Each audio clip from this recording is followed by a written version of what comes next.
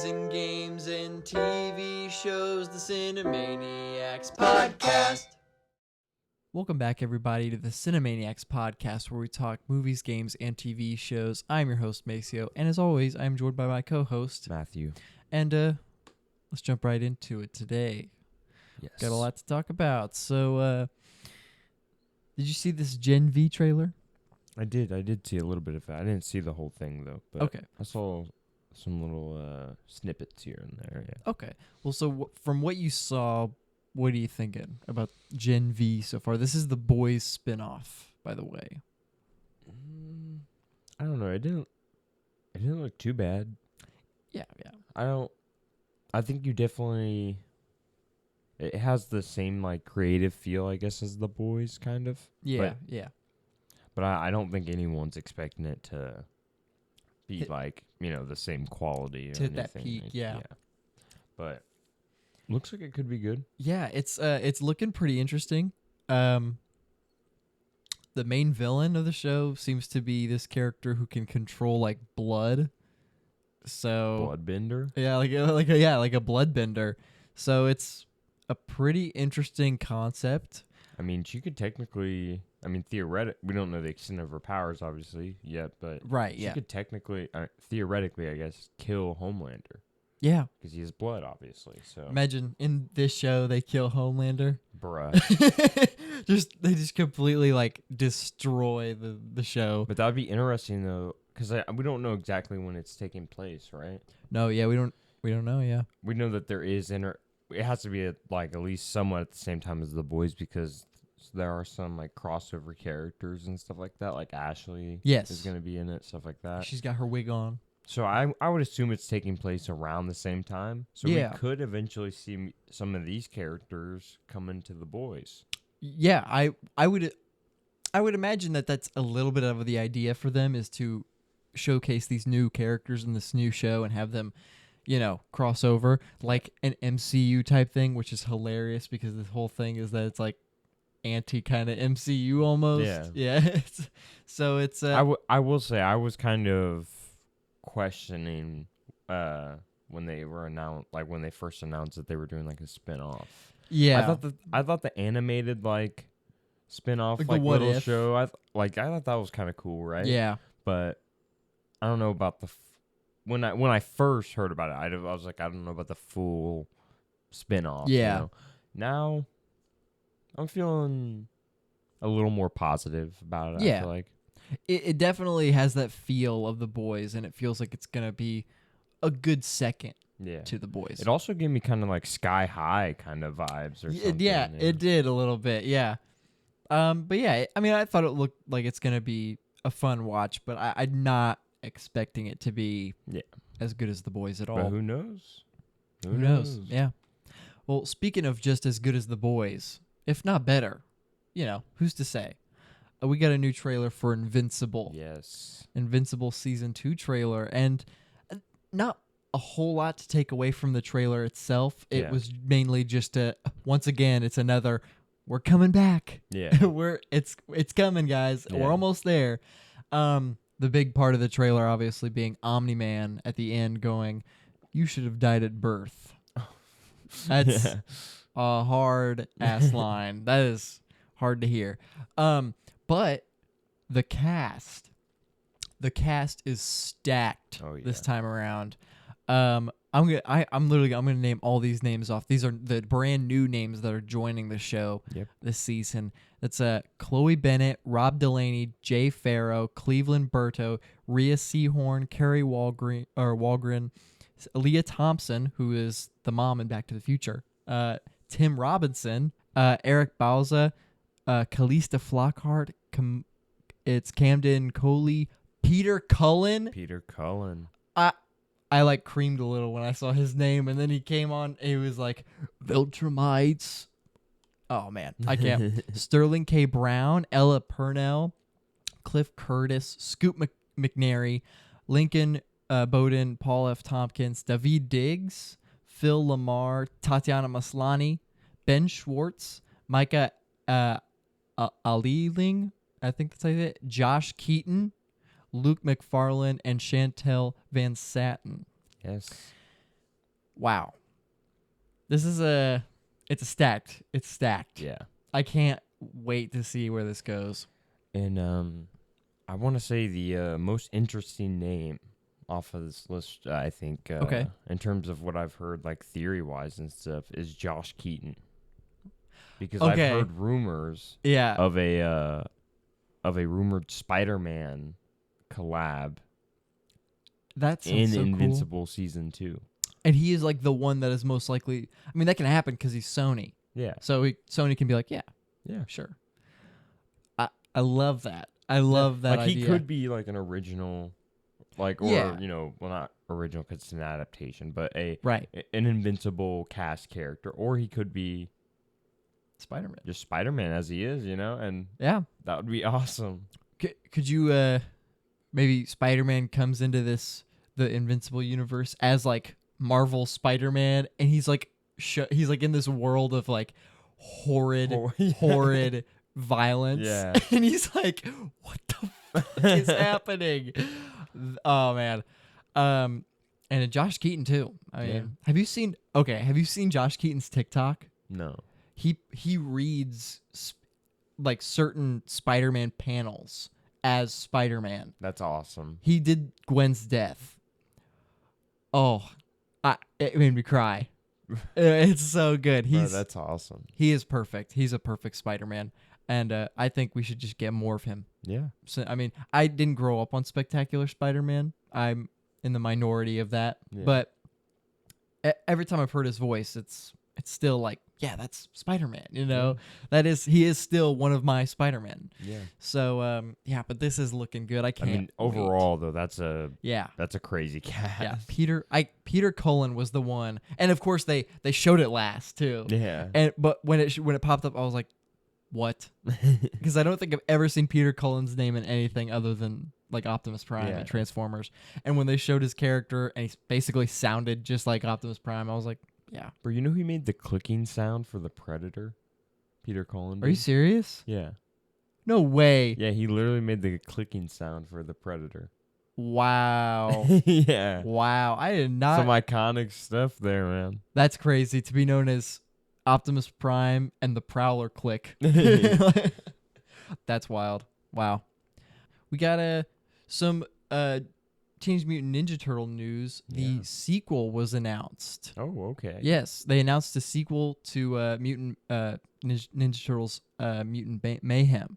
So they're confident about this. They are. Yeah. And a lot of good reviews. I mean, everybody that I've seen do they have a Rotten Tomatoes out on 94. Ooh. Wow. Yeah. As of this recording, it's obviously 94. Rotten Tomatoes doesn't mean squat, but that's still compiled on everything. And I believe it was 94 with like 158 reviews. Dang. So, yeah. And there's some good here, I think. Yeah. The more that I hear about this movie, the more excited I get. I'm not even a huge Ninja Turtles fan. Yeah. It looks great. It just looks great. And I can't wait. And if it's as good as people are saying, it's a best animation contender, I think. Yeah. Depending how good it is. Bro, animation this year. Wow. Went crazy. Wow. I mean, I'd even throw Mario in there just because of its significance. Even though it wasn't like nowhere storytelling wise as good as some of the other stuff that's come out. But it's still gorgeous animation, great voice acting, great characters, memorable characters, and just a fun time. And I mean, with Across the Spider-Verse and Puss in Boots, and then this it's a great ass year. Animation is cinema. What can I say? I saw that Guillermo del Toro video. It's still cinema. It is a medium. Yeah, it is. But yeah, so they announced the sequel, and I'm excited. There's no date for that yet. It's just they just were like, yeah, we're making another one after this. Awesome. So yeah, I can't wait. Sounds great. And this could kind of relate to comic book news, but also regular movie news. So go ahead and talk about it now, I guess. Okay. Sony has announced basically their entire slate for this year and next year is being pushed even more. So Madam Web is now February 14th, 2024. The Ghostbusters Afterlife sequel is March 29th, 2024. Bad Boys 4, which I didn't know was coming out, is June 14th, 2024. Wasn't the last one called Bad Boys for Life? For Life, and it was like a 4 or something? Wasn't it supposed to be like 4 Life? I don't know. I don't know. That would have made sense. I don't know. Venom 3, July 12th, 2024. Kraven the Hunter, August 30th, 2024. Karate Kid, December 13th, 2024. What? Yeah, I know. I thought the same thing. I was like, Karate Kid. But this is a new... Yeah. It's not Ralph Macchio or definitely not Jaden Smith. So they're giving it a third swing. Well, technically a fourth swing because Hilary Swank. But I do... Yeah, Hilary Oh, my God. The next Karate Kid. Hilary Swank. Yeah, there's Hilary Swank, Ralph Macchio, Jane Smith, but Jackie Chan will be coming back. So it is set in that universe, in the Jaden Smith.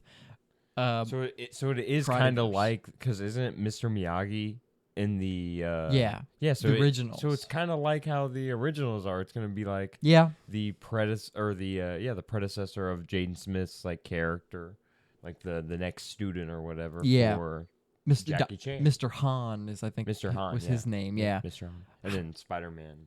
Yeah. And then obviously the biggest one, Beyond the Spider-Verse, and it's undated. It is the only one on here that is not dated at all. So, I mean, and also Kraven. Yeah, that was coming out soon, bro. That was coming out October or maybe September. It might have been September. I wouldn't be surprised, honestly, if it gets bumped even further, honestly, because I bet this movie's getting completely rewritten. I guarantee you it's getting completely rewritten. I guarantee you they're gonna disregard the entire like trailer they dropped and stuff. They're gonna be like, "No, we retcon that essentially." Yeah, none of that existed. Yeah, Kraven didn't get powers from that or whatever. Please forget that trailer. Yeah. Yeah, I know the most heartbreaking one is that they moved Kraven. Yeah, for sure. No. But this is some of these suck worse than others. Spider-Man, obviously, but it's kind of funny looking at this list. Every single one of these movies except Spider-Man, I don't give a shit about. And I think that's kind of like, I don't know about Bad Boys. Like maybe Bad Boys fans are like, yeah, Bad Boys 4 is coming out. Yeah. But like, yeah, they're gonna roast you now for sure. Yeah, Bad Boys fans in the comics. Damn. But every other movie, Madam Web, Venom 3 kind of, because I've enjoyed the Venom movies, but if it got deleted, I wouldn't care, you know? Kraven, Karate Kid, I just don't care. Oh, and Ghostbusters. You didn't see Afterlife, did you? The most recent one? I haven't seen the majority of the Ghostbusters movie. I've seen the original, and then I think that's it. Okay, well then that's all you need to watch. It's all that matters. Well, Ghostbusters Afterlife was the one that was like their No Way Home or whatever. Yeah. Terrible. Not good. It's just not good. And it wasn't like the worst. It wasn't worse than the 2016 one with the whole female cast. But it's not great. Paul Rudd's probably the best part of the movie, and he's like silent. He's like half dead for most of it, like most of the finale and stuff. Yeah. Anyways, but so these delays are catastrophic, except for Spider-Man, which is truly devastating, and it's undated. So. I also have another devastating delay for you as well, and I think you particularly are gonna feel really heartbroken about this one. Oh, okay. Gran Turismo has been delayed 2 weeks. No, 2 weeks? Till later August. But by the way, I'm not excited for Gran Turismo. But basically, this means that we have to see the trailers for longer. That basically. might be the worst. That's the worst part. Oh, that might be the worst part. Yeah. Oh. I just find it funny though, because people have already like bought tickets apparently to this movie, and they're delayed. 2 weeks? Why? I don't know. What's the point? It's not going to make any more money. Is it also? Yeah, it's also a Sony movie, actually. Yeah, it is. So that's another Sony delay. Yeah. So I guess Sony as a whole was just delaying stuff this week. Yeah, I mean, they were hopping on it. They were like, we gotta be the first ones to delay stuff. For sure. So yeah, I mean, at the end of the day, it sucks that movies are being delayed. You know, as much as I don't really care about Kraven the Hunter. Obviously, I feel like some of these are probably mostly the strikes and stuff, I imagine. Yeah. But Spider-Man is probably the strike and also like the animation team in general, you know. They have nothing done. Yeah, and they were planning and even the voice actors don't have, you know. Right, yeah. I suspect that they really probably didn't get that much done of this movie as we hoped. If really anything, maybe like a baseline kind of stuff, but right. I think that they had said that they had recorded maybe like a handful of dialogue for the next movie, and it wasn't enough to even be like a final take, you know. At least it was already written and stuff before the writer's strike and stuff happened, though. That's good, yeah. Yeah, that's a good thing.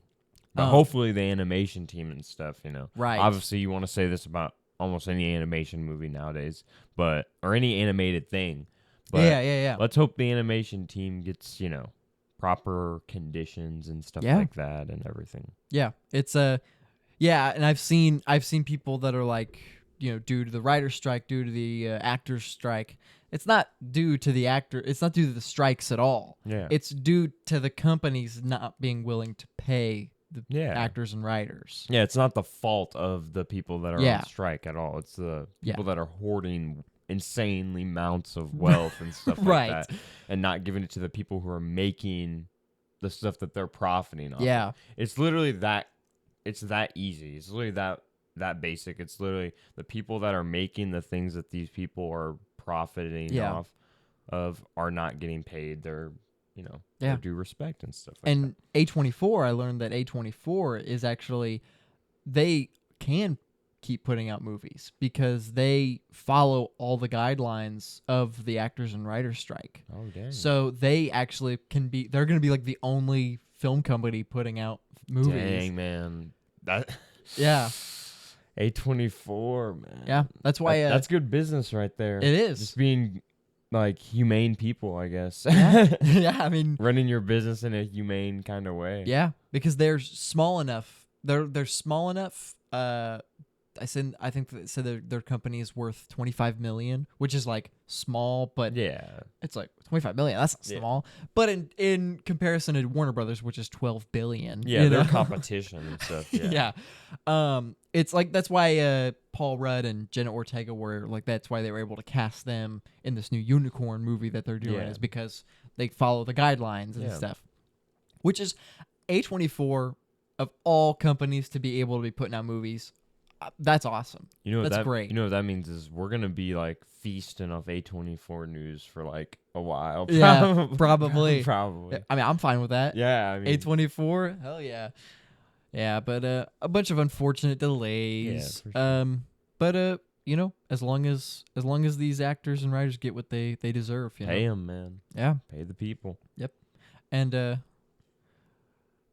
I actually saw something that was like, what did I see? It was like, the companies literally like stated like, we're not gonna pay the people, we're gonna let them starve themselves of this like attention or whatever, and then go bankrupt and be homeless.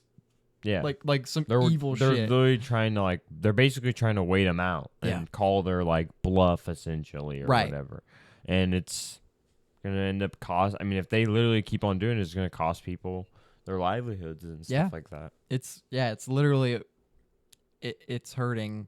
It's hurting. It's gonna hurt both. It hurts both like the overall quality of like what comes out and both the livelihood of the people making it. Yeah, so it is truly a lose-lose situation on both ends for sure. Yeah, but those are that was the movie news that I had this week. Okay, what'd you got this week? Well, apparently Universal is apparently really invested into making a live-action Invincible movie. I feel like that's pretty relevant with the recent Invincible news and stuff. Yeah.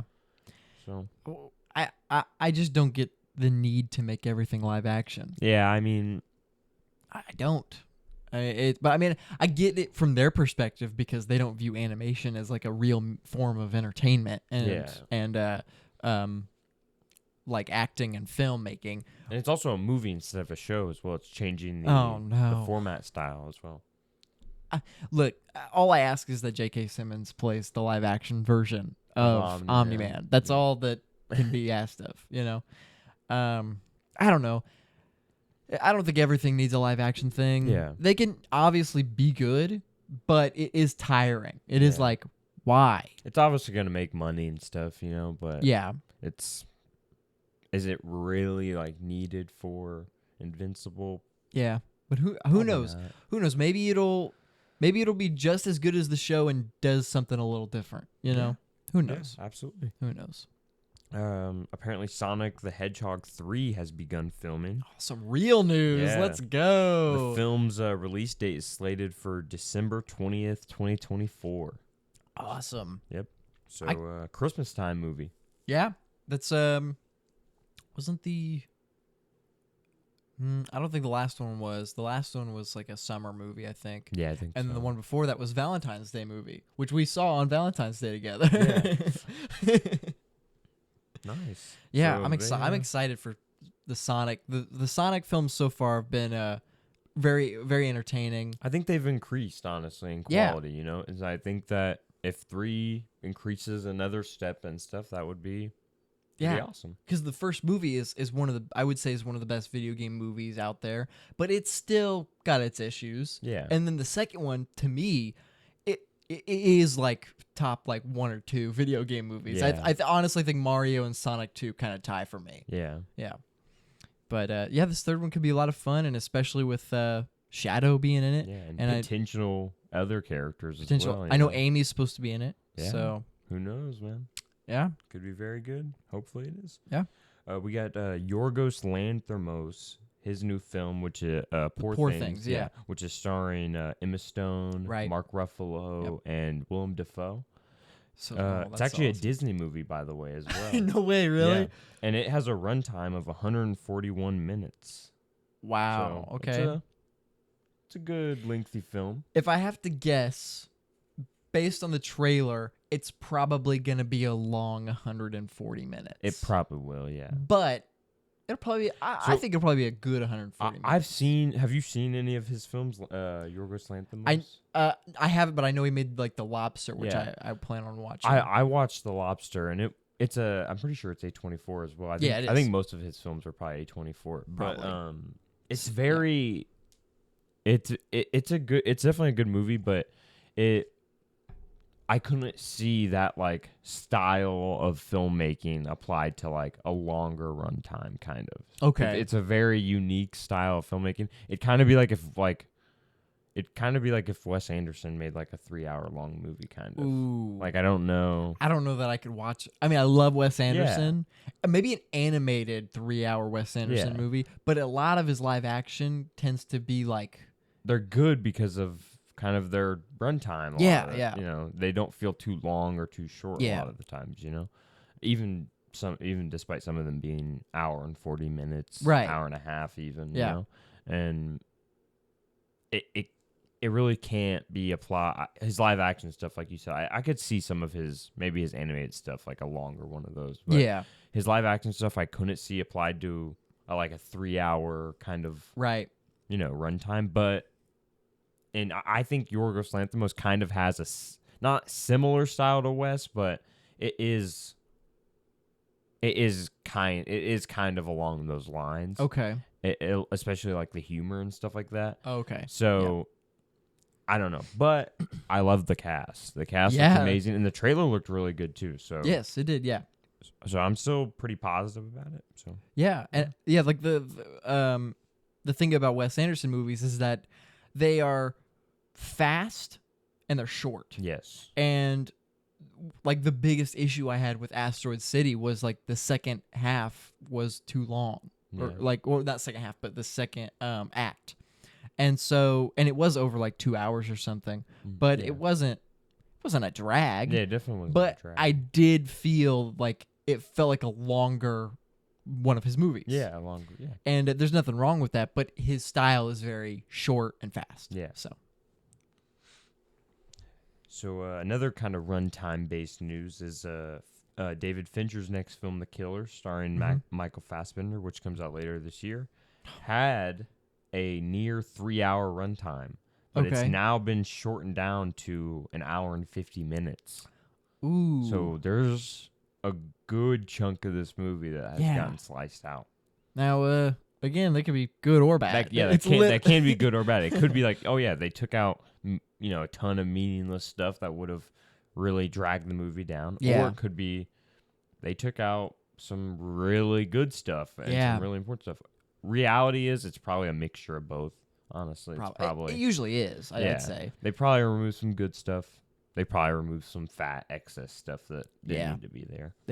Probably. But David Fincher, Michael Fassbender, I mean, that's a great combo. Yeah. Is Fincher does he have any like director cuts or extended versions? I don't think so. I think he's kind of like a what you get is what you get kind of. He has in like renditions of like movies of past movies, but in like a visual since like 7, I think like a 4K like remaster. Yeah. But it wasn't like adding new scenes in. It was literally just quality. Yeah, literally just quality. Which like I think every movie by now has been upped in that same way. Yeah. Okay. Yeah. Yeah. So that sounds great. We'll definitely be seated for that, I'm sure. Definitely. Yeah. Next up is Paul Schrader, who is the guy who wrote Taxi Driver. Oh, okay. Says he has been asked to direct a film about JFK's assassination. Oh. And the actors right now on board to star are Al Pacino, John Travolta, Viggo Mortensen, and Shia LaBeouf. Okay, that's the most interesting name on that list. Yeah, for sure. I mean, a good lineup. Yeah. Great lineup. I would say even Shia as an actor is a good part of that lineup. Yeah. But considering his controversy of like serious felony. And like beating women and stuff, I'm pretty sure. It very interesting. We'll see how this goes. I know the last thing he did, not movie wise, but literally like the last appearance he made was on John Bernthal's podcast. Because John Bernthal was like, "You gotta get on my podcast, man, and tell your story. Yeah, come on, man, tell your story." And hey, I mean, he talked about how he beat his girlfriend or whatever. And I mean, people can have change in their life. I've seen clips from that podcast, bro. He sounds crazy. The way John Bernthal? No, Shia LaBeouf. Oh, yeah. The way John Bernthal does sound crazy sometimes. Yeah. But Shia LaBeouf literally sound like insane, which he is. He is insane, but he literally sounded like it was crazy.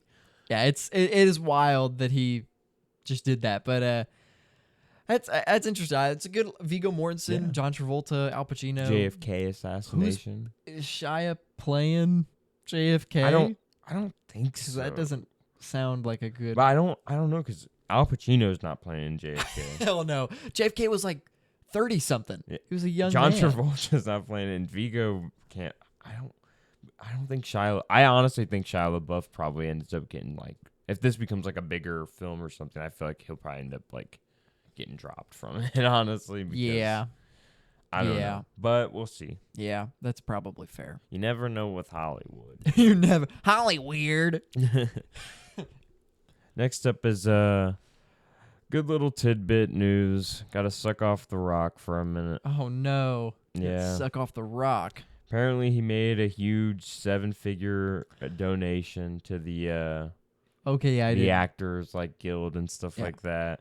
And it's the largest single donation that they've ever received. So that is a very Dwayne Johnson moment right there.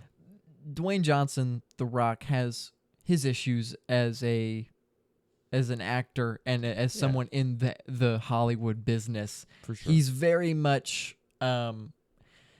I mean, we've literally seen how full of himself he is with the failure of Black Adam. Like he literally tried to be like, no, we made money. and then showed like fake graphs or whatever, fake charts of like how much money it made, and it made nothing.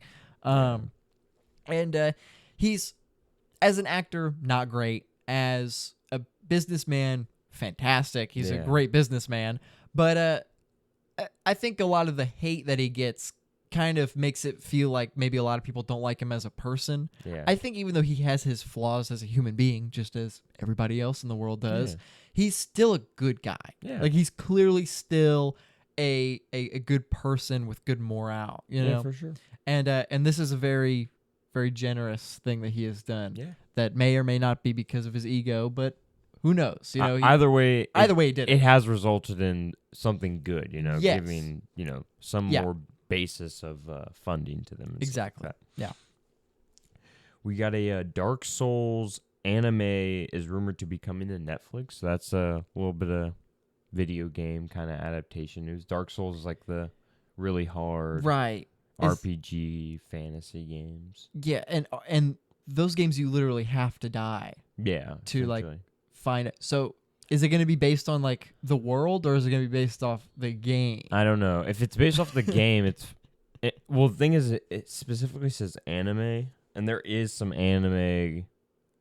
There is anime like trends out there to where some anime have like their protagonists like die like over and over again, and some of the animes, like ReZero, this guy gets sent into another world, and the whole like thing is that he has to die basically to like get through the correct route of like the story or something. Okay. And maybe they could do something like that with that'd be interesting, yeah. But he would obviously be dying like a lot. yeah, he's gonna be dying. But I imagine it probably won't. It'll probably just be like in the world, kind of following a guy who doesn't die, I imagine. Yeah. But in Dark Souls, most people are like heavily armored and stuff, so it'll be interesting how they if they show faces or not. Honestly, I'm down for just like a fully masked protagonist or something. That'd be cool. That sounds kind of dope. Yeah. So yeah. But it is Netflix though, so. Oh, okay. Well, it's already doomed. It's already doomed. So the also Netflix news, by the way, The Witcher Season 3 has fully released on Netflix, meaning Henry Cavill has fully turned in his role as Geralt of Rivia. As has my viewership of the show. Yeah, I don't know how. Which, by the way, season 3 wasn't that good anyway. I watched a couple episodes of it. I was like, nah, I'm good. I think the first season was the one that everybody was like, yeah. Yeah, the first season was really good, I thought. Yeah. Second season was like, yeah. I still liked Henry Cavill, but it was kind of. And then the third season was like, nah. But, you know. Yeah. Apparently he had like a final send-off fight. Really? Yeah. And guess who it was against? A group of guards, bro. Are you serious? I'm not even joking. Apparently season 3, the final fight with Henry Cavill as the Witcher is a group of nameless soldiers. Just normal ass guards. Yeah. That's not the way to do that. No epic, no emotional send off, nothing like that. Dude. It literally feels like they were like, "You're done, buddy. You care too much about the actual source material and stuff. You know way more than we do. We got to get you out of here." So far, Henry Cavill, a very talented and charming actor, and just all around a great human being, has so far played 2 iconic characters that has his send off in both ways has been terrible. Yeah, he has quite literally been shafted out of 2 roles he was really great for. Yeah, I say either Marvel swoops him up for a good long-term role, or he becomes James Bond. I think it's like he's got to do something that's. I mean, he's Superman. I think he's Superman to a lot of people now. Yeah. And I mean, he's Superman to me too. Yeah. But he wasn't treated fairly. He didn't even get a good send off. He didn't even get a send off. Yeah.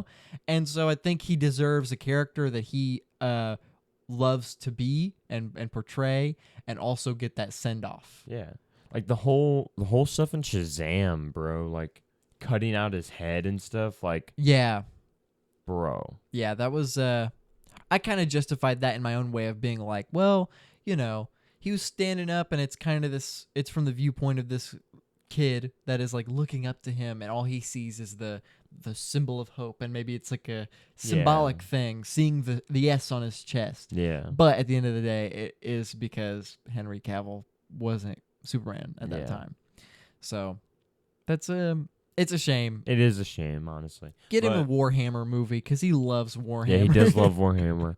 All the praise to him, though. I hope he gets some good roles and stuff in the upcoming future. Do you know how much fucking fun it would be to play Dungeons and Dragons with Henry Cavill? Oh my gosh. might be the most fun you could ever have. Well, I guess we're going to hop right into our comic book news then. Comic book movie news. Let's get it. We got our first poster for Loki Season 2. Yes. It's a clean poster.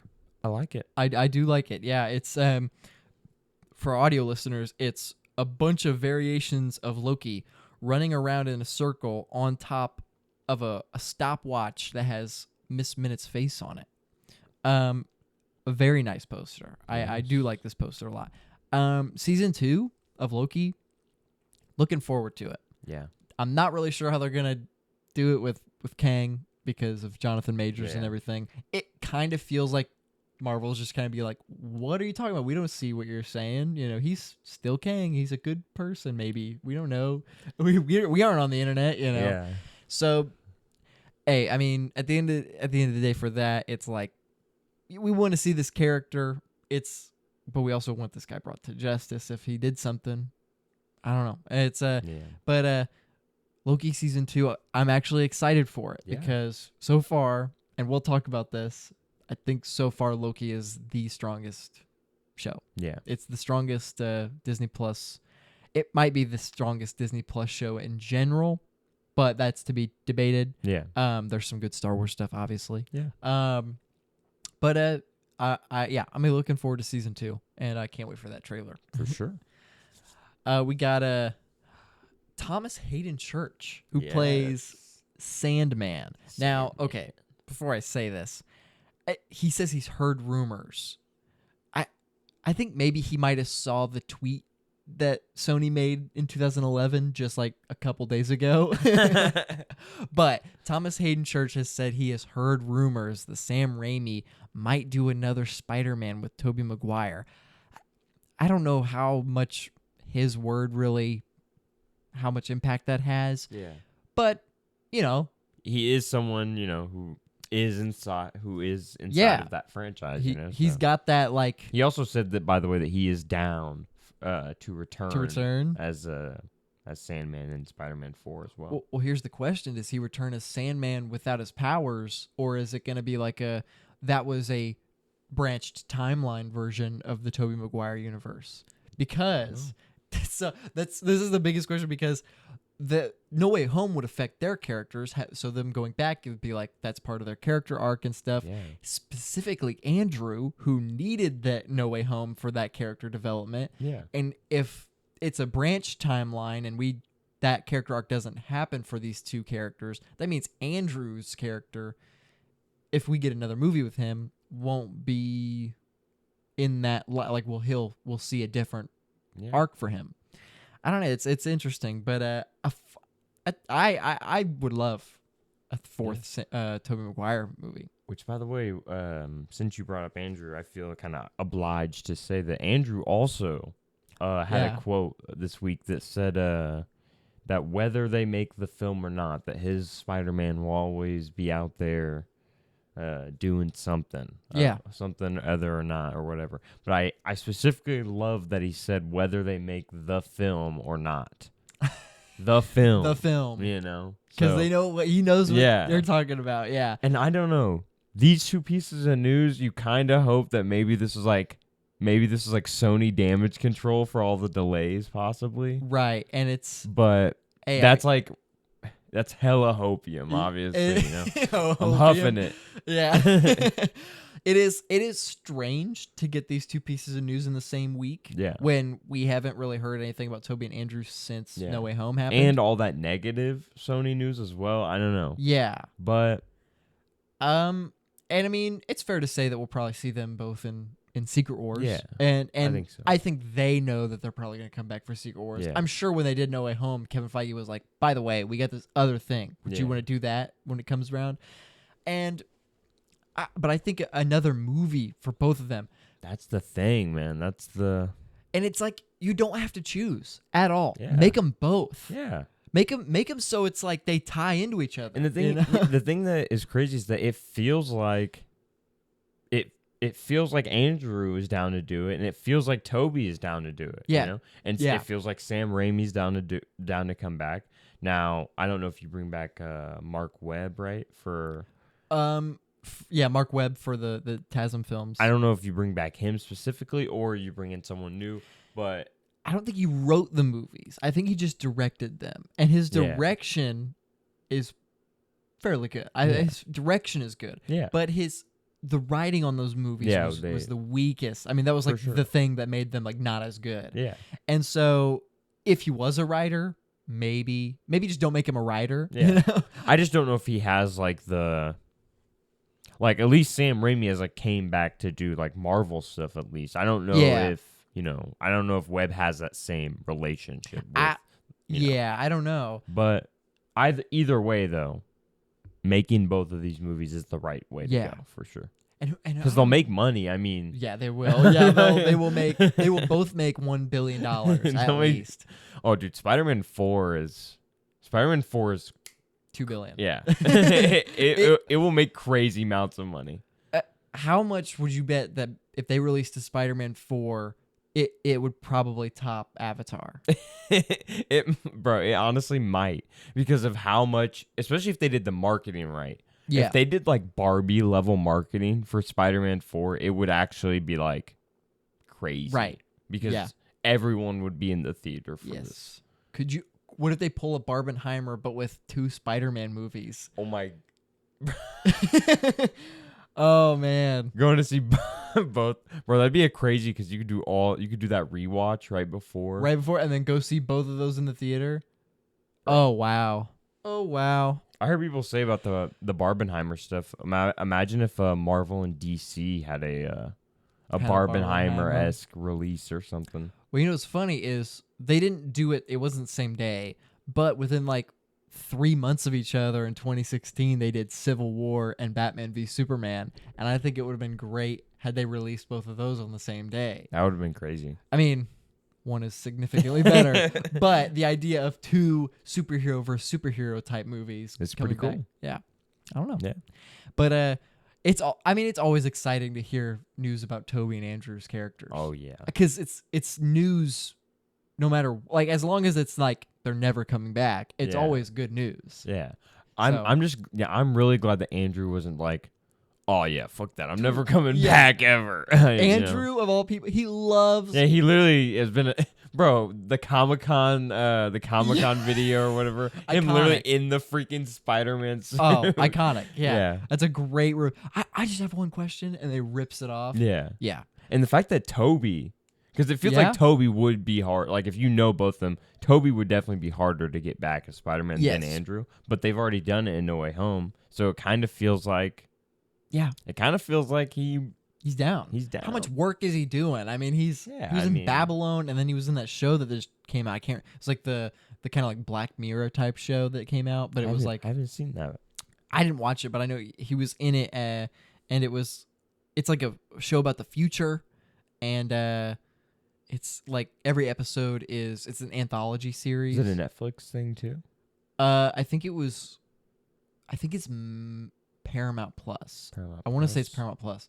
But it was like about like the future and stuff, and it's I literally heard nothing about it when it came out, if it has come out.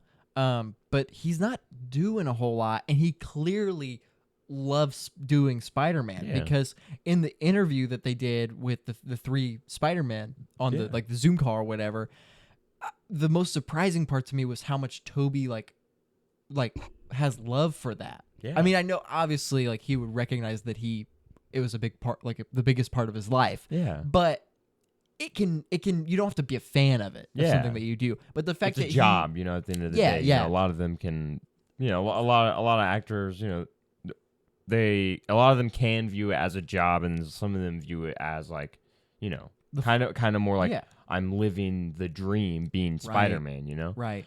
And then some are a little bit of both. Yeah. Maybe Toby's a little bit of both. Maybe I've always wanted to be Spider-Man, it's my thing, Or maybe he was a Wolverine guy or something. Maybe like Captain America more. He didn't even read comic books. Oh, I actually knew that because I seen like pictures or whatever of like him and Sam Raimi like reading comics and stuff on set, and then people like quote tweeted it and saying like, bro, they didn't know nothing about it. They wasn't really reading them shits or anything. I think he said in that interview with the three of them, I believe he might have said that he was like a Superman guy. Like he read Superman comics every now and then, but he like didn't really read comics. Yeah. And so he was the one of the three that wasn't a fan before playing the character. And as he played the character and as the new movies and stuff have come out, he has become a fan. That's cool. And equally as good, because he still has love for the character. And I mean, I'm not a Toby meat writer like most of these people out here that are like, Toby's the best. There's nobody else that ever existed after him. Yeah. But I would die to see a fourth Spider-Man movie. And a Tobey Maguire, this would be my Indiana Jones. Yeah. Like getting to see a Tobey Maguire Spider-Man movie in the theater, which I mean, it already was crazy in No Way Home, but this would be like, bro. And Bruce Campbell, he would probably come back and play Mysterio. Honestly, I hope. He honestly probably would. We could only hope with that. That would be so cool. Oh my gosh. But I mean, great Spider-Man news right there. The only other piece of news that I had was that Cillian Murphy was asked in an interview recently if he would play Doctor Doom in the MCU. Yeah. And all he had to say to that was, if the script is right. I mean, he said it's always about the scripts. It's always about the script. He's right. I don't know. It's just this news made me really like. It made me smile a bit, honestly, because I was like, he kind of feels like a guy not like, because he obviously played Scarecrow before, but now it feels like he might be a guy that's like, yeah, I did my couple superhero movies. I'm done with those. Yeah. But no, he's like, no, if it's a good movie, I mean, if it's a good role and stuff, I'll do it, obviously. And those are the best responses. That is the best response. Yeah. Because it is like you see an actor like him who's done nothing but like Nolan films that are very real, but also like fantastical, but they are very real people, real characters, and not jokey, the MCU type tropes and of stuff that people think of. He's literally Oppenheimer and stuff, stuff like that. Yeah. And he played Scarecrow, but that was like the most grounded version of the character that you could do.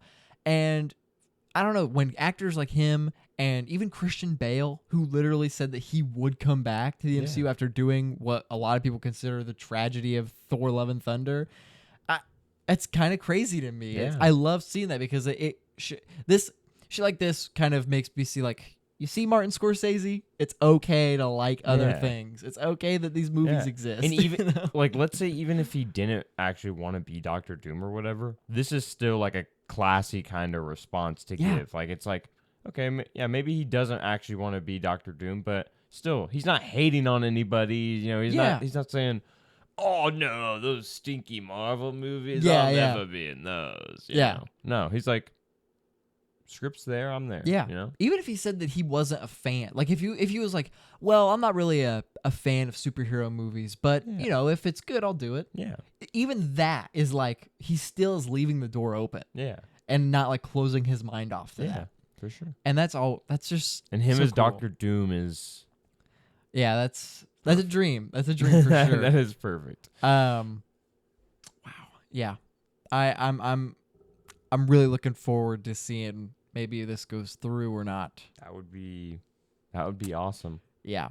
And what's funny is I know it's basically like essentially 100% confirmed not happening. But the slightest bit of chance that John Krasinski came back as Reed Richards in the main MCU, it would be so funny for him to be across Cillian Murphy, Doctor Doom, because of him obviously playing, with Emily Blunt in the most recent movie, and the pictures together and stuff like that. Yeah.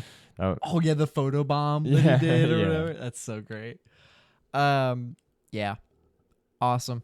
But even him and Adam Driver, maybe, if that's a pairing right there. Going. That's a nice pairing right there. Yeah. Well, did you have any comic book movie news this week? Nah, man. There wasn't a lot. You dried me out there. You got me. All right. Well, I guess we can hop into the Secret Invasion talk. Yeah. So Secret Invasion, we've been talking about it. If you've been listening for past few weeks, we've been talking about Secret Invasion since it started, giving our thoughts on each episode as they come out. The final episode came out. The show is now over. Yes. So we can definitively have an opinion on this show and where it stands amongst the other MCU shows and in the MCU as a whole. Off the bat, I'm going to say that this show started great. It was a great show. So it had the potential to be top 5 of the MCU shows, top 3 of the MCU shows. Yeah. But this new episode fumbled that very hard. And instead, it is now, for me personally, probably the lower on the list, maybe middle tier. Yeah. Let's hear your thoughts on this. It's like a pretty bad dumpster fire, the last episode, is it? You think like dumpster fire? I don't think it's like bottom of the barrel, but it's pretty bad. It's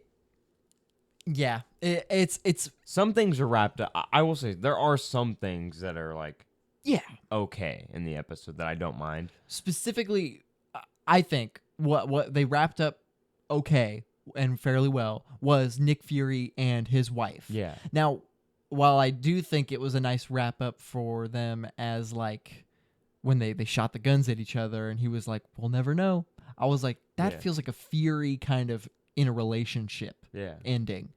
And I don't know, they kind of had a fairy tale Disney ending at the end. And I was like, it's nice. In your true form. Yeah. And then they made out.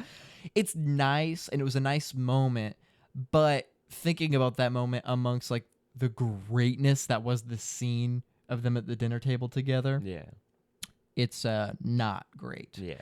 And especially the scene where it's the scene right before where he literally goes to talk to her about coming with him, and then she at the end decides to go with him. Yeah. That scene was like really fast and very nonchalant almost. Yeah. He walked in and was like, "Come with me." She was like, "No." And he was like, "Okay." And he left. That's kind of it. That was probably the best wrapped up part of the show.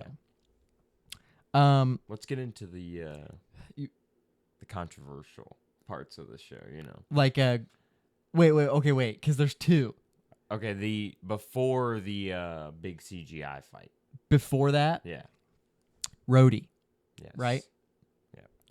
I know we talked about how we would be all right if we said that Civil War would make sense as a point from which they replaced Rhodey with the Skrull Rhodey. Yeah. I still believe that it does make sense. It makes sense that is the point. Yeah, it makes sense that is the point where he was taken. That is, in fact, the confirmed point where he was taken. I don't like it. Yeah. I don't. I've come to the conclusion that I'm not a fan of. This character was not this character the whole time. Yeah. I just don't like it, and it ruins things. The one that really hurts is the in-game scene where he like literally goes up to like dead Tony and like touches him. It's like watching. This is an Invincible reference. It's like watching Invincible after the scene of Omni-Man killing all the Guardians, and then watching him be this guy that's like, the Guardians were my friends, Yeah. and I'm so sorry. And then so going back and watching Endgame, now that we know that he's been a Skrull since Civil War, and so therefore he's a Skrull in Infinity War and Endgame. That moment when he like kind of goes to Tony when he's dying is now like, you fucking get out of here. Yeah, You are not. Yeah, he's literally like, fuck you. I'm your biggest hater. Basically. I mean, kind of. But it makes me so mad. It feels wrong. It feels very wrong. It's I don't want to pretend like Rhodey had like a big arc or something throughout Civil War to Endgame. He was very much still a side character, but it ruins seeing him. Yeah. It ruins just like seeing him joke with Bruce Banner and Nebula and all the Avengers hanging out in Endgame and stuff. It ruins that. Yeah. It's like you're not supposed to be here. Yeah. And I want the old Rhodey back. I want the regular one. And I think the good things that can come from this are that Armor Wars, the movie that he's going to be leading when it comes out. Yeah. I think the good part of that is that movie has a chance to be very good. It's got a great chance now. It feels like they've set that up a lot, honestly. With the emotional. Yeah. Especially emotional stuff because of him not knowing that Tony's dead. It feels like it honestly feels like this big blow was done to like the fans and stuff like that because they're like setting up for like a better like movie around him and stuff like that, Yeah. Because it's going to be him basically reintroducing himself into the world without Tony, as well, and figuring out all that stuff. It's going to be crazy. I mean, the last time he saw Tony they were fighting the Avengers. They were fighting each other. Yeah, literally. And so he's going to wake up, Tony's dead, and all the Avengers are friends again. It's like, a lot of the Avengers are dead or gone. Natasha's dead. Steve's gone. Literally, the two Avengers that he knew before anybody else, Iron Man and Black Widow, are dead. Yeah. And I don't know. I just don't. The only thing that this kind of makes sense in recontextualizing is his strangling baby Thanos joke in Endgame. Yeah. Because it's kind of like, okay, well... All right, all right. It kind of makes a little sense, I guess. Yeah, but at the same time, that still felt like a Rhodey moment. Still did feel like a Rhodey moment. And he's so relentlessly mean in this show. Like, it's like we found out who's a Skrull, and so now that we as an audience know, he can be just as mean as he wants now. Yeah. And... It made it hard. I mean, obviously, it's supposed to be hard to watch a character that we like we see that he was not who he was, And it's supposed to feel this way now that we know that he was gone since Civil War. But it's not a feeling of like, oh, you got me and it sucks, but we'll get over it. It's a feeling of like this ruins certain things forever. Like unless you canonize in the next movie that he was gone after Endgame and during a checkup on his legs, Unless you do that, it's kind of ruined. Yeah. And it doesn't like ruin the movies or anything. The movies are still great, but it ruins when we see him in the shots or in a big heroic moment. It's like, okay, well, I can't cheer for this, or I can't be happy seeing this. Yeah. And yeah, I honestly feel like with the reaction, Marvel probably will end up saying that he was taken out because they technically didn't specifically specify. They did leave it kind of ambiguous. They probably will tie it up with he was taken after Endgame at some point. So because they'll probably somehow, some way they'll rewatch that Endgame scene and stuff. Yeah. And it'll probably make sense not to do it that way. I think the director probably wanted to say in the show like, "Oh, you've been gone since 2016." They want that blow, obviously. They want that emotional blow, and it will. I will say it will feel kind of cheap if they do backpedal on it a little bit because even though it does make it feel better, it still feels like, well, that obviously wasn't like the intention when you made Secret Invasion, Yeah. But even still, I have a feeling Armor Wars is going to be really good. Yeah. Because of this setup from Secret Invasion. And that's the good. And even if they retcon it and they say, well, he was gone since after Endgame, it's still going to be interesting to see, well, how does Rhodey react to have been replaced? Yeah. It still is there. Yep. But you're right. It does take away that, like, oh, I don't know that some of my friends are dead, and I didn't know Thanos existed. Yeah. You know? And I'm not a fan of it, and I know you're not supposed to be a fan really, but I'm not a fan to an extent where it kind of ruins the show almost. Yeah.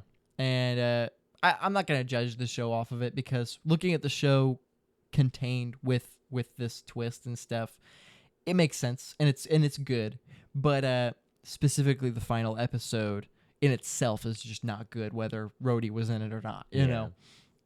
And I guess since we've kind of talked about Rhodey now, we can probably go into the thing that really makes this probably not that great. Yeah. And it's they tie up almost no loose end. Yeah. They almost everything that they set up in the show kind of goes on and it is left undone. Yeah. Gravik, though, is a loose end they tie up so fucking quick. There's no time. He dies and it's over. And no one says anything about him. No one does anything about him. It's over. And how did we feel about this CGI fight? I don't know, man. I don't know. It's kind of the feeling is, My problem is that this show, it felt like the Marvel show that was definitely like not gonna have the big CGI battle, CGI fight. Even with Super Skrull in it, it still didn't feel that way. Yeah, but it obviously did end up having basically Super Skrull versus Super Skrull, essentially. It did, yeah. And I don't know, man. It's a. Yeah, I will say this: right. the CGI isn't horrible. I don't think the CGI specifically is that bad. There's one moment that's like the CGI with Gaia specifically doesn't look fabulous, but Gravik I thought looked great. He looked really good. Like shifting and stuff. Yeah, it looked cool. I put a photo of him in Google Lens to look up an image of him, and it popped up Abomination. It was like, this is Abomination from Marvel Comics. But no, the Gaia Drax arm, I'm guessing, is That was the goofiest. When that happened, I was like, what? Why is she buff? And I had to go back to see, and I saw the Drax arm, and I was like, that is the stupidest. It's the stupidest and the thing. Position it's in too. It's like not her real arm. So weird. Yeah, it doesn't look like she actually was flexing her muscle. It looked like somebody up like real short arm, Yeah. But Gaia, she is she's now the strongest in the MCU. She's officially the strongest character in the entire MCU. So she came in the show, did nothing until the very end, and became the most powerful character ever created. She can beat Goku. She has Captain Marvel powers. She has Scarlet Witch powers, right? Yep. Scarlet Witch powers, Mantis powers, Group powers, Drax powers, Hulk powers, everything that Gravik had, she has. Yeah. Which by the way, how did they get the Guardians, Guardians DNA? Yeah. They haven't been on Earth. Like, how did you get Drax? Where did he leave his DNA at? So everyone was on Earth in the final battle of Endgame. That's true. But also, how do they have names? Yeah. How do you know Drax? It's like, you don't know. Yeah. But also that can be said in Miss Marvel when they have the Avengers Con and all the Guardians are named there. Yeah, that's true. But again, how? How? I don't know. This Groot makes sense because of the Infinity War thing, Yeah. He put his, he left that wood there that he had in the fight of Infinity War. That specifically makes sense. But Mantis and Drax it's a strange. It's very interesting how she got those powers. Abomination and Ghost, not even in those movies. Yeah. No, how did she shrink? How does she have like Ant-Man powers? Did she shrink? I thought she shrunk like when she. Oh, I didn't even see that. I thought that I'm pretty sure that she shrunk. If that happened, that's crazy. Which, that's not even possible. Spoiler alert. Scott can't do that. Like that's not a thing. Superpower. So what? They got Scott Lang's DNA. Just turned into just a regular guy. Master thieving skills. His powers Baskin Robbins. Oh, it's not good. Yeah, I don't know. It was fun to watch. Yeah. And look at, but it a wasn't, whole bunch of different powers shooting off. Yeah, like, it was cool. Seeing the powers, I was like, oh, that's Drax, that's Groot. Yeah. But after it was like, well, that was a waste. Yeah. I completely agree. They started the show off. It was going in a direction that was like, maybe this will end in like a board meeting almost type thing with Fury and Gravik. And it ended up with not even that. It ended up with a CGI battle between Gravik and Gaia. Yeah. She did nothing. What's so crazy is like a huge thing about this show was like, oh, Fury, when are you gonna call the Avengers and stuff? You can't call them anymore. They're not gonna. Yeah. They're not here to save you now. And it kind of felt like, oh, Fury kind of has to solve this. He has to. Can't rely on a big CGI fight to win the day, Yeah. And instead it kind of feels like they created another like hero that's like, well, why can't Gaia just show up and save the day in any future movie or whatever? Like now we'll think that. Yeah. Like an Armor Wars or something, which will probably be another like more not like, take over the world kind of movie. Why can't Gaia just show up and destroy everything and save the day? Yeah. It feels like they created another one of that problem, but to like the most extreme extent because she has every single power. Everybody, yeah. I don't like, at least with Captain Marvel. Oh, she's off world. She's fighting on other planets. Excuses for her. Yeah. Oh, Scarlet Witch is dead as far as we know. Yeah. And so it's like. They have excuses for why those people can't show up, those really powerful people. Right. But it's like... But Guy's in London. Yeah, Guy's here. She's on Earth. Yeah. It's like... Which, by the way, that at the end, that tease that was like Sonya going up to her and basically being like, I'm here to build a team. Basically her Nick Fury moment. That apparently is setting up what is in the comics an actual like British Avengers team. Oh my gosh. Are they going to do what's his name? Captain Britain? That would be the idea because he's Henry Cavill, Captain Britain. There you go. Yeah. Yep. Henry Cavill. I think the team's called Excalibur. Which that makes sense. Okay. Yeah. The show just dipped. Yeah. It really just dipped. But even how are you going to do her on a team? She dwarfs everybody. She has everyone's powers. Yeah, she's literally an entire team of people. Like how are they gonna follow Captain Britain when Gaia's over here blasting away mountains and stuff? Yeah, reducing people to atoms. Literally, yeah. It's like okay. Yeah, which by the way, he had the Thanos arm, the Gravik. Yeah, Thanos. She has Thanos DNA, bro. Literally gave her Captain Marvel and Thanos. Thanos literally, so she can like theoretically turn into Thanos, right? Like just like a full-on Thanos if she wanted. She could go toe to toe with the Hulk, like physicality and stuff. Actually, did they have Hulk DNA? Yeah. So look at this. They had literally every one of the people that is considered strongest Avenger besides Doctor Strange. They had Scarlet Witch, Captain Marvel, Hulk, and Thor. How'd they get Thor, bro? How? I know that you could say, oh, maybe he, sipped on a coffee cup while he was at the Avengers headquarters or something. Yeah. Well, yeah, maybe got some of his blood when he was being kicked by Thanos. But why? Why does she need Thor powers? Yeah, why is the question? Yeah. I don't know, man. That feels wrong. She feels like the biggest cop-out. It honestly feels like, I don't know. Part of me feels like the Secret Invasion stuff could have been better if it was like actually the like Fantastic Four powers and stuff like that. Because there wouldn't be so much, whose powers are... Because at first everyone was like, oh, they're using like MCU substitutes for the Fantastic Four, which they were. Yeah. And that was kind of, okay, that's cool. You leave it, there. Yeah. Captain Marvel starts rolling in. Now they've got everybody. Yeah, everybody. And it's like, okay, so how are we stopping this? Like, is she gonna show?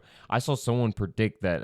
I actually, this is a interesting theory. I guess is someone predicted that Gaia is going to be one of the first victims of Kang to show off the strength of him. Which I will say, if they end up going that route, setting her up as kind of like a red shirt kind of character. Yeah.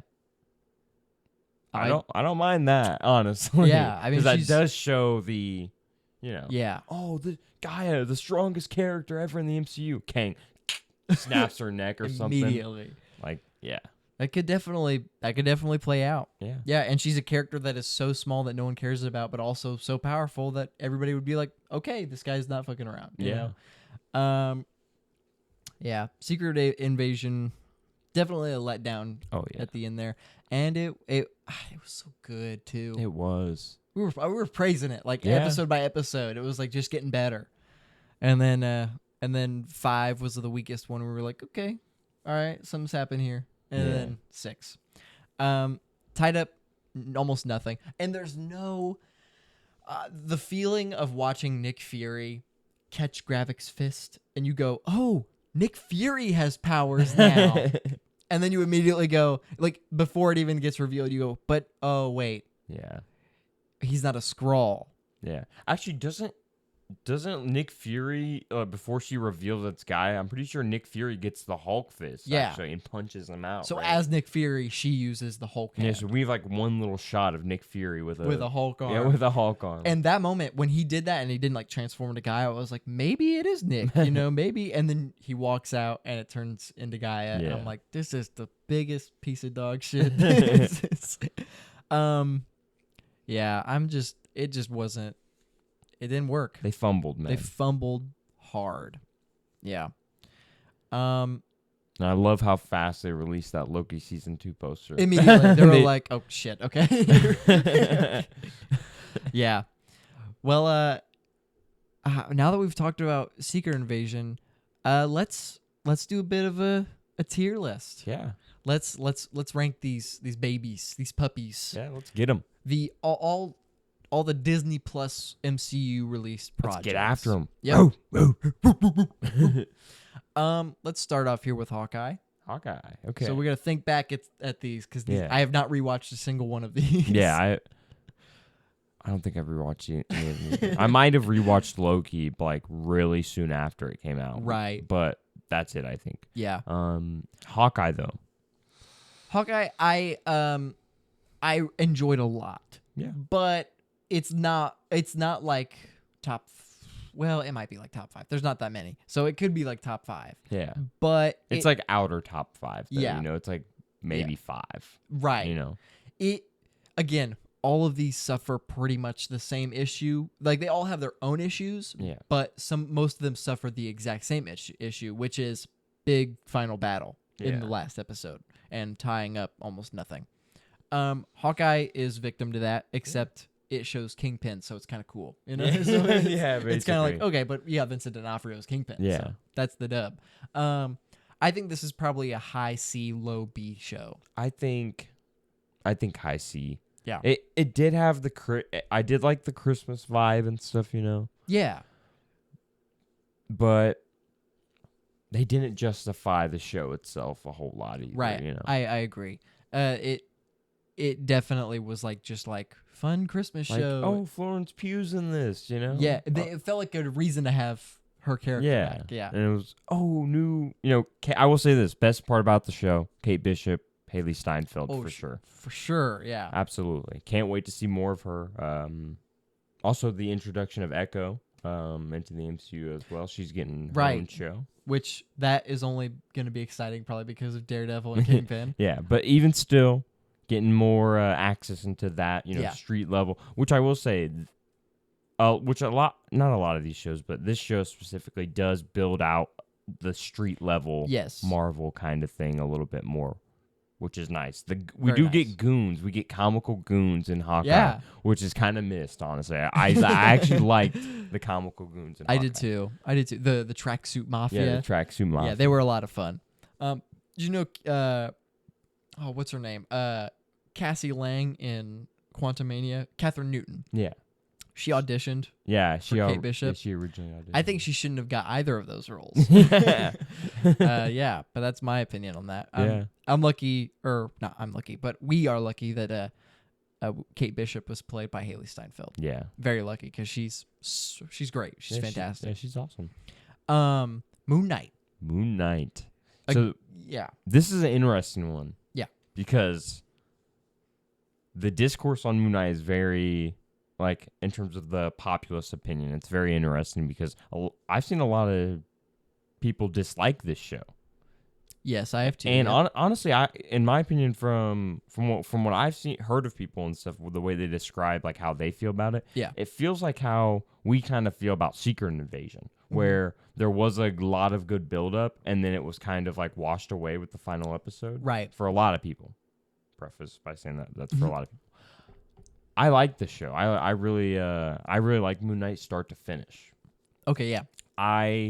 So the big complaint that people have is like, oh, instead of they did have a big CGI fight on the pyramids and stuff, but the actual final fight they skipped over it, you know?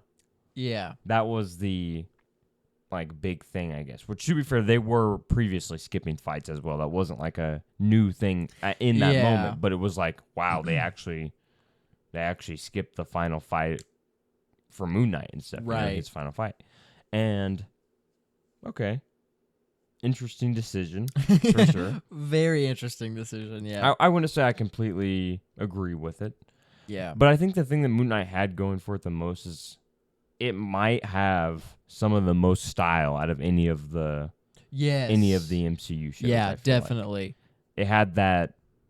It had a Loki and Werewolf by Night-esque style, I feel like, and uniqueness to it. It's a great description of it. It definitely felt like a mixture of those two things. Yeah. Yeah. And I will say this, the beginning episodes were the strongest parts of the show. Yeah. Like the first like 2 episodes were potently strong. Yeah. And it did kind of slow down when they started getting into the dream realms and which was still cool. It was still cool. The fact that they ended one of the episodes with them both like two Oscar Isaacs screaming at a CGI hippo and like a bunch of clothes and stuff. It was so random, but it was just fun. It was like cool. And then oh my gosh, I think was this in the finale when he had that whole like conversation with Ethan Hawke's character and stuff, like in the like he was the therapist or whatever in like the dream realm. Yeah, I think that was the beginning of the finale. I think like so. That. Yeah. And by the way, Ethan Hawke and great Arthur Harrow. Yeah, he's awesome. Yeah. I think this is easily probably an A. I think so too. Honestly, I think it falls with the final battle a little bit, or the final episode, because it is, again, it's a final big CGI fight, just like the rest of the shows. Yeah. And it didn't stand with the quality of the rest of the show, I think. Yeah. But I don't think it was bad. I think it was still like, it served a purpose still. And it still, it didn't bring the show like down drastically. Also, Layla, the female lead in the show, was a really good female lead as well. Turning into the Scarlet Scarab in the final episode. I will say the final episode had its moments for sure, like the Steven fight when he was throwing the batons and stuff, and then switched back to Mark. That was a cool fight, and then the Scarlet Scarab moments and stuff. Yeah. That was really cool. And I liked Khonshu a lot too. I will say that Khonshu was a big Khonshu's great. Was a big likable part for me as well. Yeah. So I think this is probably like a high A. Yeah. I think that fits. If that last episode had been a little bit more in tune with the rest of the show, I think it could have gotten that S. Yeah. But unfortunately, it did like big CGI fight. Literally a big kaiju monster fight. Yeah. I really hope that. If we do get a Moon Knight season 2, I hope that it is like him returning to like New York or whichever city and stuff like that, and getting into like a street level kind of storylines, like how it is in the comics. Because a lot of people did complain, didn't really feel like Moon Knight from the comics exactly, because he's a big street level guy. Yes, and it did up the stakes a lot towards the final episode, especially. Right. But I do kind of hope they return to the street level. Hopefully in that season 2, that would be a really nice tie-in for that. Very, very nice. Yeah. Did you watch I Am Groot? I actually did not watch the I Am Yeah, there were like 5 episodes, 5 minutes long, including credits for beginning and end, so it ends up being like 3 minutes long. Wow. These are literally for just like little kids. Yeah. These are just little kids. And I'm not going to bash them because they're for little kids. They're fun. Yeah. I watched them all within, 1 hour at night one time, just because they're fun. The season 2's coming out. They're cute little adventures. But I'd say they're probably a B, just because they're like extremely middle of the road, because they serve like no purpose. Yeah. But they aren't bad at all. But they aren't, Moon Knight, Loki, all that. Yeah, definitely not. So I'd probably put that in B. But I don't think it's bad at all. Cool. A controversial one, at least to me, is Falcon and Winter Soldier, because I'm not gonna lie, I could put Falcon and Winter Soldier in S. I could. If I really thought about everything that I liked, I could put it in S. But there are things that bring it down. Once again, specifically John Walker, it's at the end in the last episode. His character is built up so perfectly and so nicely, and the last episode again kind of just goes, he's a good guy now. He's on our side. Yeah. He makes a shield on his own, and it's the post-credit scene of the 5th episode, and it's like, ooh, he's going to come back. And then he comes back as like a dopey hero, and he throws the shield, and it immediately like shatters or whatever. So stupid. But this is the only show that has made me cry so far. When Isaiah Bradley sees the museum that gets made about him and about the other African American people that were being tortured and experimented on with the super soldier serum in like World War II and stuff. Mm-hmm. It made me. I legit like cry. I like watched it in school when it came out, and I was like crying at my desk. I was like, bro, this is so. I loved it, and nice. I don't know, this show. It did a lot for me that I really wanted it to do, and it came through for me. And not to mention the Falcon Captain America suit. Yes, is one of the best suits. We've already talked about that, but it's one of the best suits in the entire comic book medium. Yeah, exactly. I think something else that brings it down a little bit is Bucky's arc, because he is again set up so perfectly to have this nice arc, and then it's done off screen. He goes he goes to tell the old man that he killed his son when he was brainwashed, and we don't even get to see it, and it just cuts to him being done doing it. Yeah. So there's no real impact there. But the show as a whole, I really enjoyed it, and I think at the very least I have to put it in like an A. I really love this show. I think that fits A tier for it. Yeah, this and Loki are the only 2 that I've ever thought about rewatching. So, okay. I think Moon Knight is probably better. I think Moon Knight might hold in terms of like its story beats and how it keeps everything, how it ties everything up. Yeah, I think so too. But I still think it's very, very strong Disney Plus show, and definitely. So Secret Invasion, I feel like it was kind of the closest, I guess, aspect in terms of the aspects of each of these shows. Mm-hmm. It was like the closest in terms of like the scopes, I guess. And this one kind of does it way better, honestly. Yes. It holds it throughout, and even though Secret Invasion, it had a good run and then kind of fumbled. Yeah. Falcon and Winter Soldier has a pretty consistently strong run, I think, throughout all the episodes, I feel like. It just depends on if you really like the show. Like, it's not like, oh, this episode was terrible, so it dropped the show for me, Yeah. It's literally like, okay, all 6 episodes are pretty good equally with what I think of the show, you know? Yeah. And for me, it's an A. I think so too. At least, WandaVision, the original.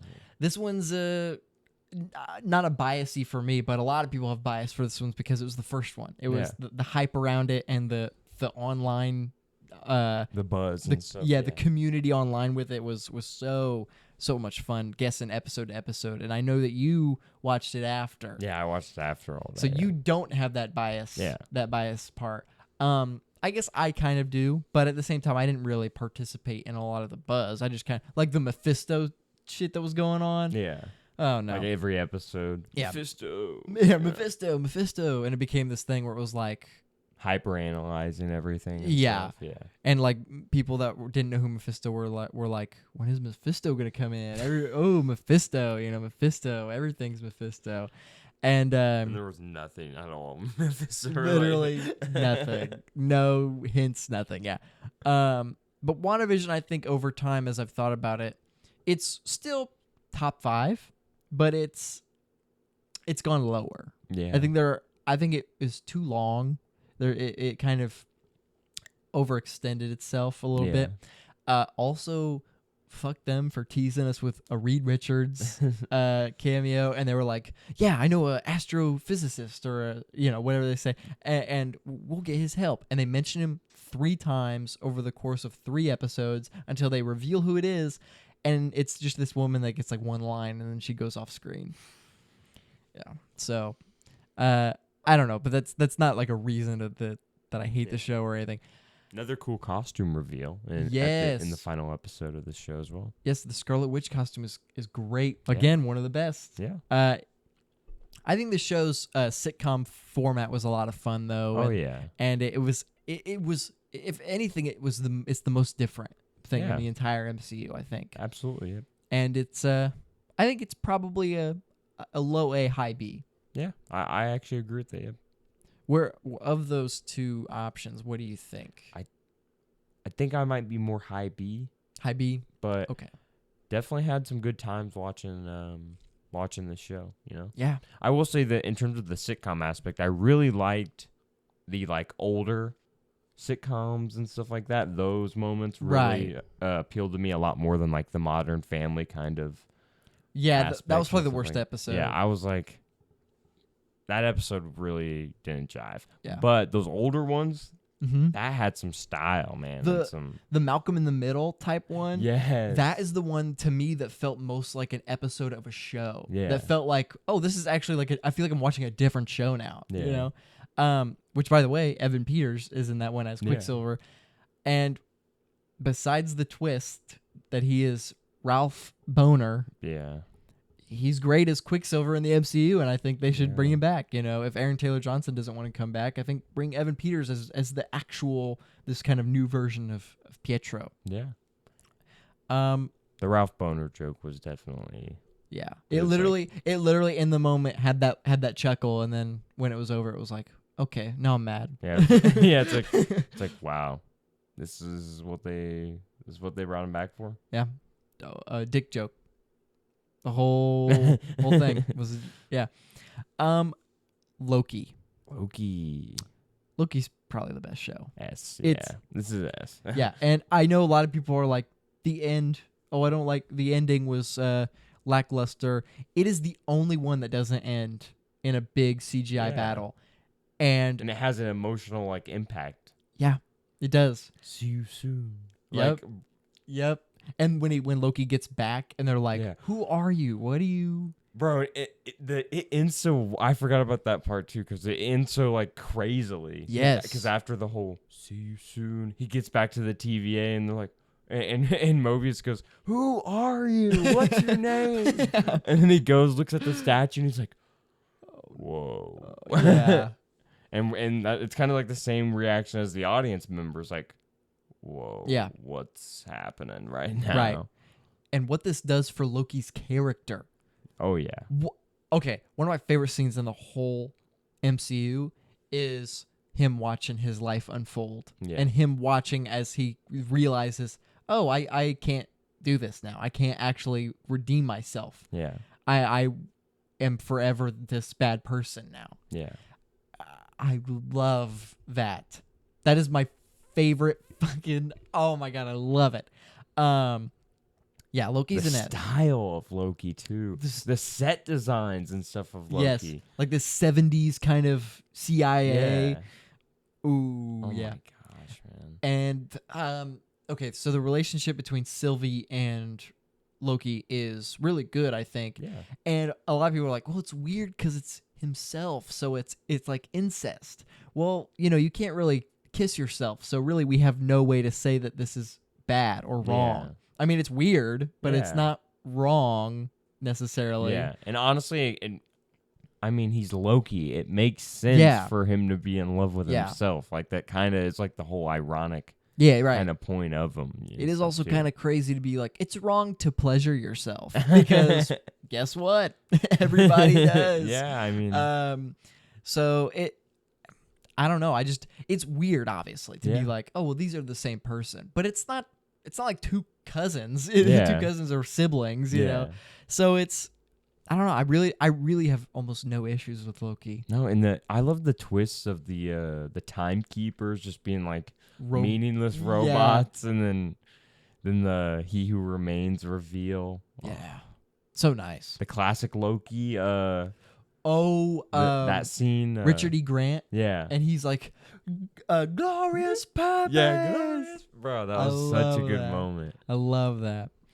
Yeah, Loki's an S. Man, just talking about it and remembering it makes me hype for season 2. Yeah. It's the only one that I'm glad it's like, oh, it's getting season 2? Yeah. It was the craziest thing about Loki season 2 is it was announced in the post-credit scene of Loki. Yes, so they knew. Literally, they said season 2. They knew. They had that in the bag. They knew. This is the only one they've been confident with. They were like, yeah, but this is a good one. We gotta. This one also had a WandaVision like buzz kind of every week as well. Yeah. With the frantic of the theories and stuff like that going on and everything. I think WandaVision and this were the only two. Yeah, they really were. And I think Hawkeye kind of had it, but it was mostly people being like, it's Kingpin at the end. Yeah, it's Kingpin at the end. And it ended up being true. Yeah. So, but Loki's fantastic. One of the best Disney Plus shows in general. Yeah, it is the one that I think is like contender of like what the best. Yeah. Like you could argue that it is the best Disney Plus show. And it's honestly one of the best MCU projects, just general flat statement. It's one of the best things the MCU has put out. Yeah. And it's really good. It is really good. Yep, it is. I honestly kind of want to do a rewatch before season 2. Honestly. It's so easy to rewatch Loki because it is one of the only ones that just doesn't affect anything. Yeah. Like obviously it shows us things about the multiverse and stuff, but it doesn't directly It's you don't really need self-contained. Yeah, you don't have to watch Loki to understand No Way Home. Yeah. Even though they say you do, you don't. Yeah. I mean, take out Loki where they explain branches and stuff anyways. You could literally watch No Way Home, which is the first multiversal break in the MCU films. You could say that moment was the moment that really let things loose. Yeah. Oh, this is what caused Kang to come out, Yeah. Which absolutely. Is I love that when the shows have moments like this that explain why something is happening and going on, but the movies have something that could also be an explanation for it. Yeah. If you didn't watch the show, you can still go, oh, well, that's why. Yeah. And they need to do that. They need to make that more, have the shows connect to the movies, but don't make it an obligation. Yeah. So. Absolutely. She-Hulk. One of them. This is the most divisive one for sure, I feel like. Yeah. And it's funny because divisive, but also mostly just hate. Yeah, it's pure. It's almost pure hate. Yeah. Yeah. Again, I like it. I honestly, I would say, populist opinion, this is probably the lowest rated like Marvel Disney Plus show. Yeah. Honestly, even after Secret Invasion, most people still put She-Hulk under it. I feel. Oh yeah. I think people will always put She-Hulk no matter what. Yeah. Personally, I don't have as much beef with this show as much people do. Yeah. Because I understood that it was just like a fun like sitcom. It was like, okay, the Megan Thee Stallion stuff was a bit much and stuff. Yeah. It did, Yeah. It did bask in itself a little. Right. A little too much, but. Yeah. It's still, I don't know. It felt, but it gave us Daredevil. Yeah, give it the Daredevil episode. The best. It's the best episode. And when he comes in at like in the finale or whatever for like the brief he little drops in just from the sky. Yeah, it's. Goofy, I love how goofy it is. Like the final villain or whatever is like that nerd guy or whatever that like turns out to be Hulk Todd, bro or whatever. Yeah. Hulk Todd or something. I do love though that they like obviously the whole like meta jokes and stuff of how they, she literally breaks the fourth wall and talks about how like the CGI fights and stuff, they're skipping over it and all that. Right. It's in the robot that's, behind the whole Marvel. Kevin. Yeah, Kevin robot. It's cool and stuff like that. It's meta and it's funny. There are some moments where it feels kind of like I'm waiting for more. Yeah. But I don't know. I didn't find myself like disliking a whole lot. I really didn't either. Yeah. I think this is probably of the live action shows, it's probably I want to say it's the second weakest at least. I'd say maybe, yeah. But that doesn't mean it's bad. Yeah, it's not that it honestly isn't that bad. It's definitely overhated because like how like feminist and stuff the show is for sure. Yeah. That's just like a given because of the woman protagonist and stuff like that. That'll always happen. But it's that's the thing is that like the show it's not a particularly good show, but people act like it's the worst thing ever made. So like we gotta kind of like give it some props. You and have stuff like to, that. yeah, because it does do. I mean, She-Hulk's character is one of the most comic accurate characters in the entire MCU. Absolutely, yeah. And honestly, like the CGI is not like her CGI specifically is not bad like at all. Really. Not as bad as people are saying. Like there are some moments where it's like it looks a little rough, but some moments look really good, especially in those first two episodes. And it's really clear that people, especially with this show, that it's really clear that people will only talk about the really bad CGI moments and never will give any praise to the actual good moments of CGI, and stuff like that. Also, Abomination was in the show and stuff like that. That was cool. I will say I want him to be a villain again. Yes. But I think they kind of set him up to be one again a little bit at the end there where he basically gets put back in prison. So I think it might make him go, okay, I kind of want to be a bad person again. Yeah. But I think it was fun for what they did. And as much as they kept it that for the show, as long as they kept it like, oh, he's kind of a goofy character for the show. Yeah. That's fine. But as long as he comes back and he's kind of a more, maybe not evil, but more serious though. Yeah.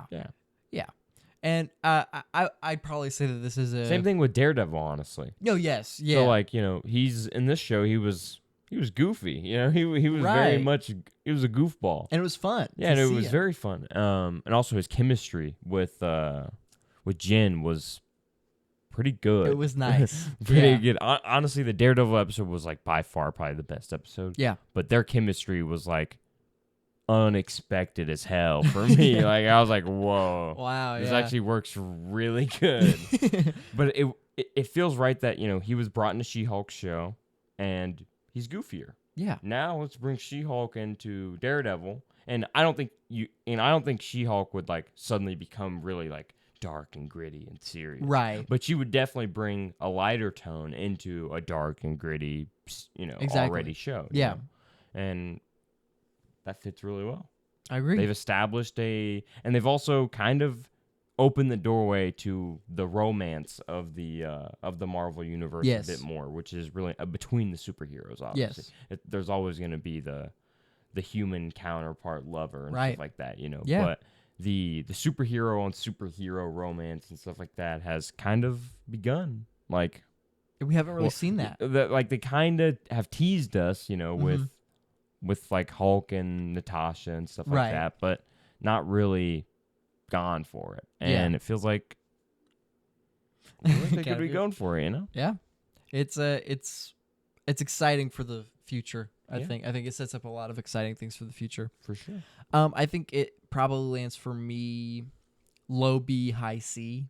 Yeah, I think it's high C probably. Are you thinking better than Hawkeye, or is Hawkeye? I do think it's better. I think I do think it's better than Hawkeye, honestly.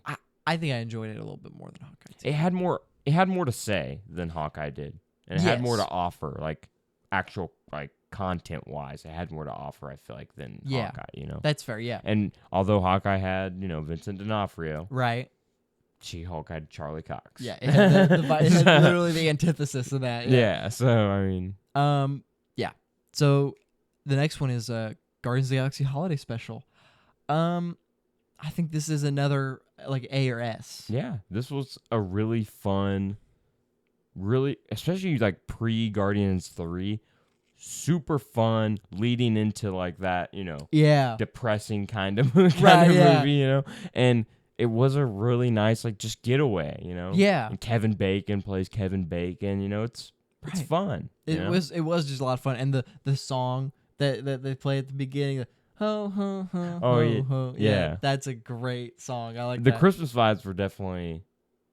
Honestly, this had better Christmas vibes than Hawkeye did. Oh, for sure. Yeah. Yeah. Yeah, definitely. I mean, I love the holiday special, like playing off the Star Wars holiday special and stuff like that. Yeah. Love that. Yeah, I think it's probably maybe high A, maybe not. I think high A. Yeah. Are we thinking better than Moon Knight? I would say it's more full together sound than probably Moon Knight is. Okay. I feel that way a lot about. Well, I guess we can kind of get into it with the next one as well. But the presentations feel a little more complete in a way. Right. Yeah, I agree with that. Specifically, this next one, which is Werewolf by Night. It's, again, one of the best things that they've put out. Probably the most stylized MCU thing, honestly. Like, not only the black. I know the black and white is like what most people would say, like for the stylized, but even like the camera work feels really stylish. I really love the red like power that came in like with the gemstone or whatever at the end. I love how that like bled through the black and white. That was really cool. Yeah. And obviously the costume for what's his name? I know in the movie they called him Ted, but what's Man-Thing. Man-Thing, yeah. Yeah. That was sick. That was so awesome. Yeah. An actual built like costume of. Loved it. That was awesome. And I really want to see more of Man-Thing and Werewolf by Night as a duo in the MCU. And I think they could meet Moon Knight, and I think they could start the that would be awesome. Midnight Suns, yeah. A Midnight Suns project would be so nice. They'll probably bring in the one chick too from Werewolf by Night. What was her name? Elsa Bloodstone. Yeah, because she's part of that too. Bring her in. She'll be like the kind of agent kind of style of the team. Like the Black Widow. Yeah, the Black Widow Hawkeye-esque kind of. Yeah. But I think Werewolf by Night is an S. Yeah. I think it's another S. Yeah.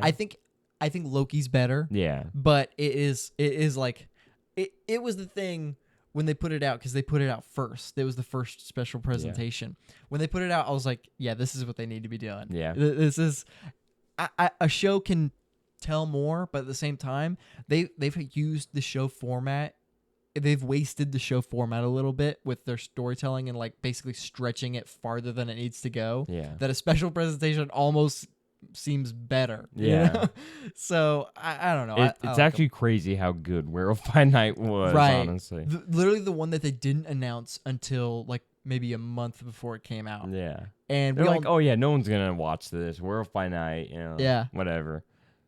It's literally, and to be fair, it's not like talked about a whole lot either.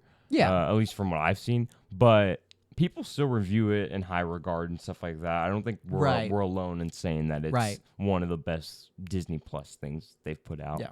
But I definitely hope that they focus on stuff like this more. The style, the uniqueness of this filmmaking, and I don't want to say the lack of CGI, but the using it sparingly and when it's like really needed and stuff like that. You know what I mean? Instead of relying on it. Yeah. Yeah. I feel like that show really does it. And the fact that this was Michael Giacchino's first directorial debut and it's so good. Yeah. Also, the lighting in this movie was used really, or not movie. The presentation was used really well. Like it had like that old like monster movie kind of bright lighting to it and stuff like that that flashed in and out. Right.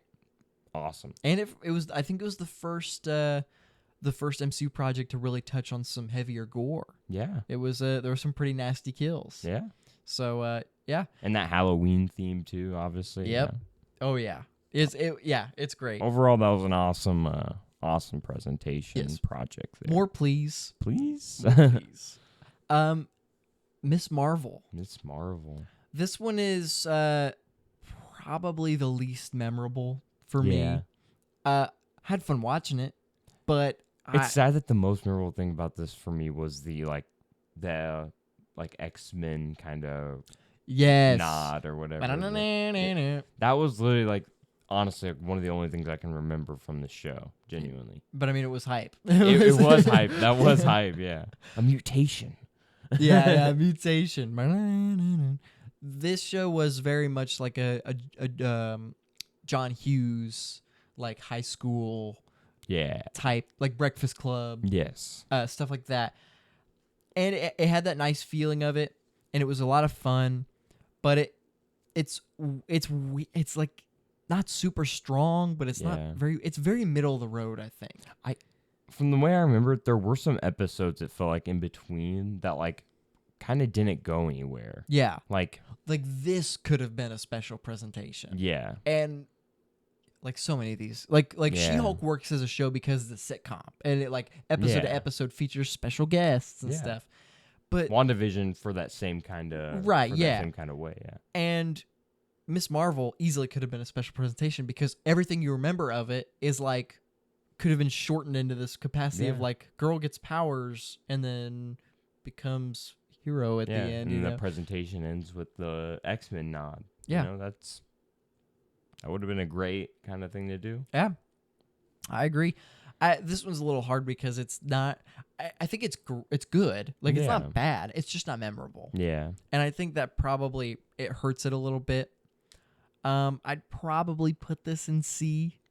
Yeah, I'd probably put this as the lowest one in C. Yeah, I think it's the worst one in C probably. Yeah. But then again, I mean, it's still above that D tier. Still above that D, yeah. Yeah, this one didn't have an F tier, but luckily I don't think any of these are really F. Yeah, I don't think so. Yeah. The next one is, however, What If? What If? And this is my lowest ranked show. I actually, there's a lot that I dislike about the show more than I like. Okay. There are, I believe, 9 episodes in this one, and I think maybe 3 of them are ones that I really like, and the other ones I'm like, I don't really. It was either like not that creative or I just didn't care. I honestly don't think I watched all of them, but the one I kind of got that same feeling. Like I watched like the Doctor Strange one, which was really good, you know. Yeah. Mm-hmm. And then I watched like the like Iron Man dying one and stuff, or with what's his name, Hank Pym being like a villain and stuff like that. That one was like, what am I watching right now? Like he just killed all the Avengers and stuff. Like, okay, I mean, right, all right. I don't know. I actually didn't watch the team up finale though. I didn't watch any of that where they fought Ultron and stuff like that. It's cool, but like animation wise and things that happen, it's cool. But it kind of defeats the purpose of What If, which is they're all just separate stories. Yeah. And it brings all of them together, and it's like we didn't need a team up episode. And it's the 3 best episodes are the Doctor Strange episode, the Ultron episode, the one before the finale, where it's oh my god, it's with Black Widow and Hawkeye, and then there's this great cinematic shot of Hawkeye jump into his death. That's also like the zombie one too, right? Like it's like because they're in the zombie apocalypse, and that's the other one. And the zombie one. No, because they're getting chased by the robots or whatever, not the zombies. Yeah, Ultron bots. But the zombie one was another. That was the third one, I think. And then funny enough, the zombie one is the only time Peter mentions Uncle Ben in the entire MCU. And then I think it's funny, the Ultron episode gave Hawkeye more like character than the entirety of the MCU. Yeah. And like I felt more emotion for Hawkeye in that moment than I ever have. Yeah. But those 3 of 9 is like not great though. Yeah. And this is of like the Captain Carter one. Oh yeah, that one's not necessarily bad to me. It's not horrible, but it's just lazy. It's literally the first Captain America movie with her in his place. Yeah, it's literally just them swapped. Yeah. And so with that, it's like, well, this is just lazy. And the Party Thor one. Oh, don't even remind me of that. Yeah. That was a waste of an episode. I can't believe I watched that, actually. Yeah. Wait, so which ones did you not watch? I don't know. It sounds like you watched all of them. All of them but the team-up ones. But the last, like, however many, 1 or 2 of the team-up ones. Yeah, there's only one, and it's the last one. So I guess I just didn't watch the finale. I can't even remember what the second one was, because I know the third one is the Doctor Strange one, I'm pretty sure. But, yeah, What If is the one, for me, it's a D. It's a D because it didn't hit that mark almost at all. Yeah. It wasted its like potential, which was like, what if? Oh, and the T'Challa as Star-Lord episode was pretty good too. But yeah, I mean, I think this is probably a D. And I agree. I mean, I don't care enough really to disagree. I know, yeah. I agree. Yeah, it's a D. They could have done so much better and so much more creative. Like Party Thor. Yeah. Come on. Like I would definitely choose any of the live action stuff here over that. Yeah. Well, then that leaves Secret Invasion.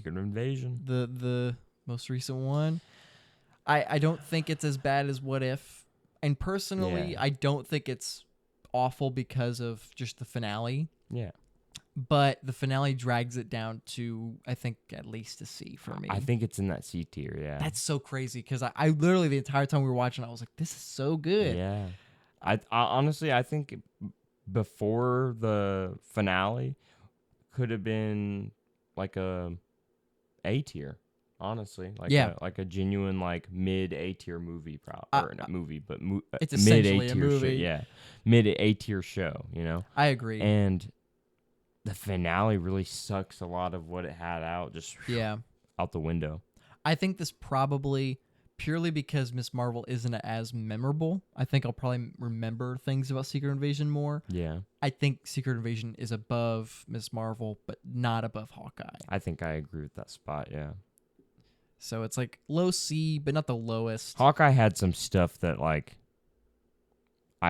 Vincent D'Onofrio Kingpin really outshines a lot of like the some things the just badness of like Secret Invasion and stuff like that. Right. And Hawkeye still had some moments in there, like the bridge, you know, when he shot like the arrow, the big and then arrow. and she used the PIM particles and stuff. That was pretty cool. Awesome. Yeah. And like I said, Secret Invasion, not horrible. Mm-hmm.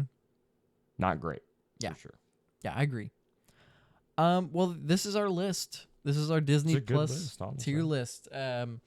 We'll start from bottom to top. This is our D tier. It's What If. Yes. And then C is Miss Marvel, Secret Invasion, Hawkeye, She-Hulk. B tier is I Am Groot, WandaVision. A, Falcon and Winter Soldier, Moon Knight, Guardians of the Galaxy Holiday Special. And S, Werewolf by Night and Loki. Yeah. This is a good list. Interesting that the special presentations both ranked so highly as well. Yeah, that's funny, Marvel. Maybe you should make more of those or something. Yeah. But well, that's our thoughts on all the Marvel stuff that's happened so far with this new show and stuff. Let's hop into our recommendations and then we can close out this episode. Let's get it, man. So this episode, I believe we had 2. We both had one that we share. Yeah. So I'm gonna go ahead and say how many did you have this week? How many recommendations did you have? I believe 3. Yeah. 3? Okay. So here, let's do this. I'll give my first one. You can give your first your 2, and then we can share our opinions. Basically, a mini review on on this other movie. Yeah, cool. So I watched Minari, which is a Korean film. It's a Korean film, but not really. I think it's an American-made Korean film. Yeah. But it's Steven Yeun, and it's literally just about a family that moves to America and tries to live the American dream. And it's an A24 film, and it's very emotional. It's a very emotionally grounded film. It focuses on two different relationships. It focuses on the wife and the father, which is Steven Yeun and the actress that plays his wife, and the son and the grandmother. And their relationship is the driving thing of this movie. It's so good, and it is so sad. This movie is purely just like a slice. I'll say slice of life, but it's a perspective on a different kind of life that most people might not think about or don't realize, you know. And it is a very somber film about family and about just like your relationship with your different family members. And the weakest part I'd say about the movie is that the daughter doesn't really get much to do, and I think they easily could have made her a character that is lonely because she doesn't have these two relationships happen, and she's the only one without someone to have a relationship with within the movie. Easily could have used that to your advantage storytelling wise to be like she's alone and she feels like she just needs somebody. Yeah. And but the movie is really good. I gave it like 8.5 out of 10. Very strong slice of life film. Nice.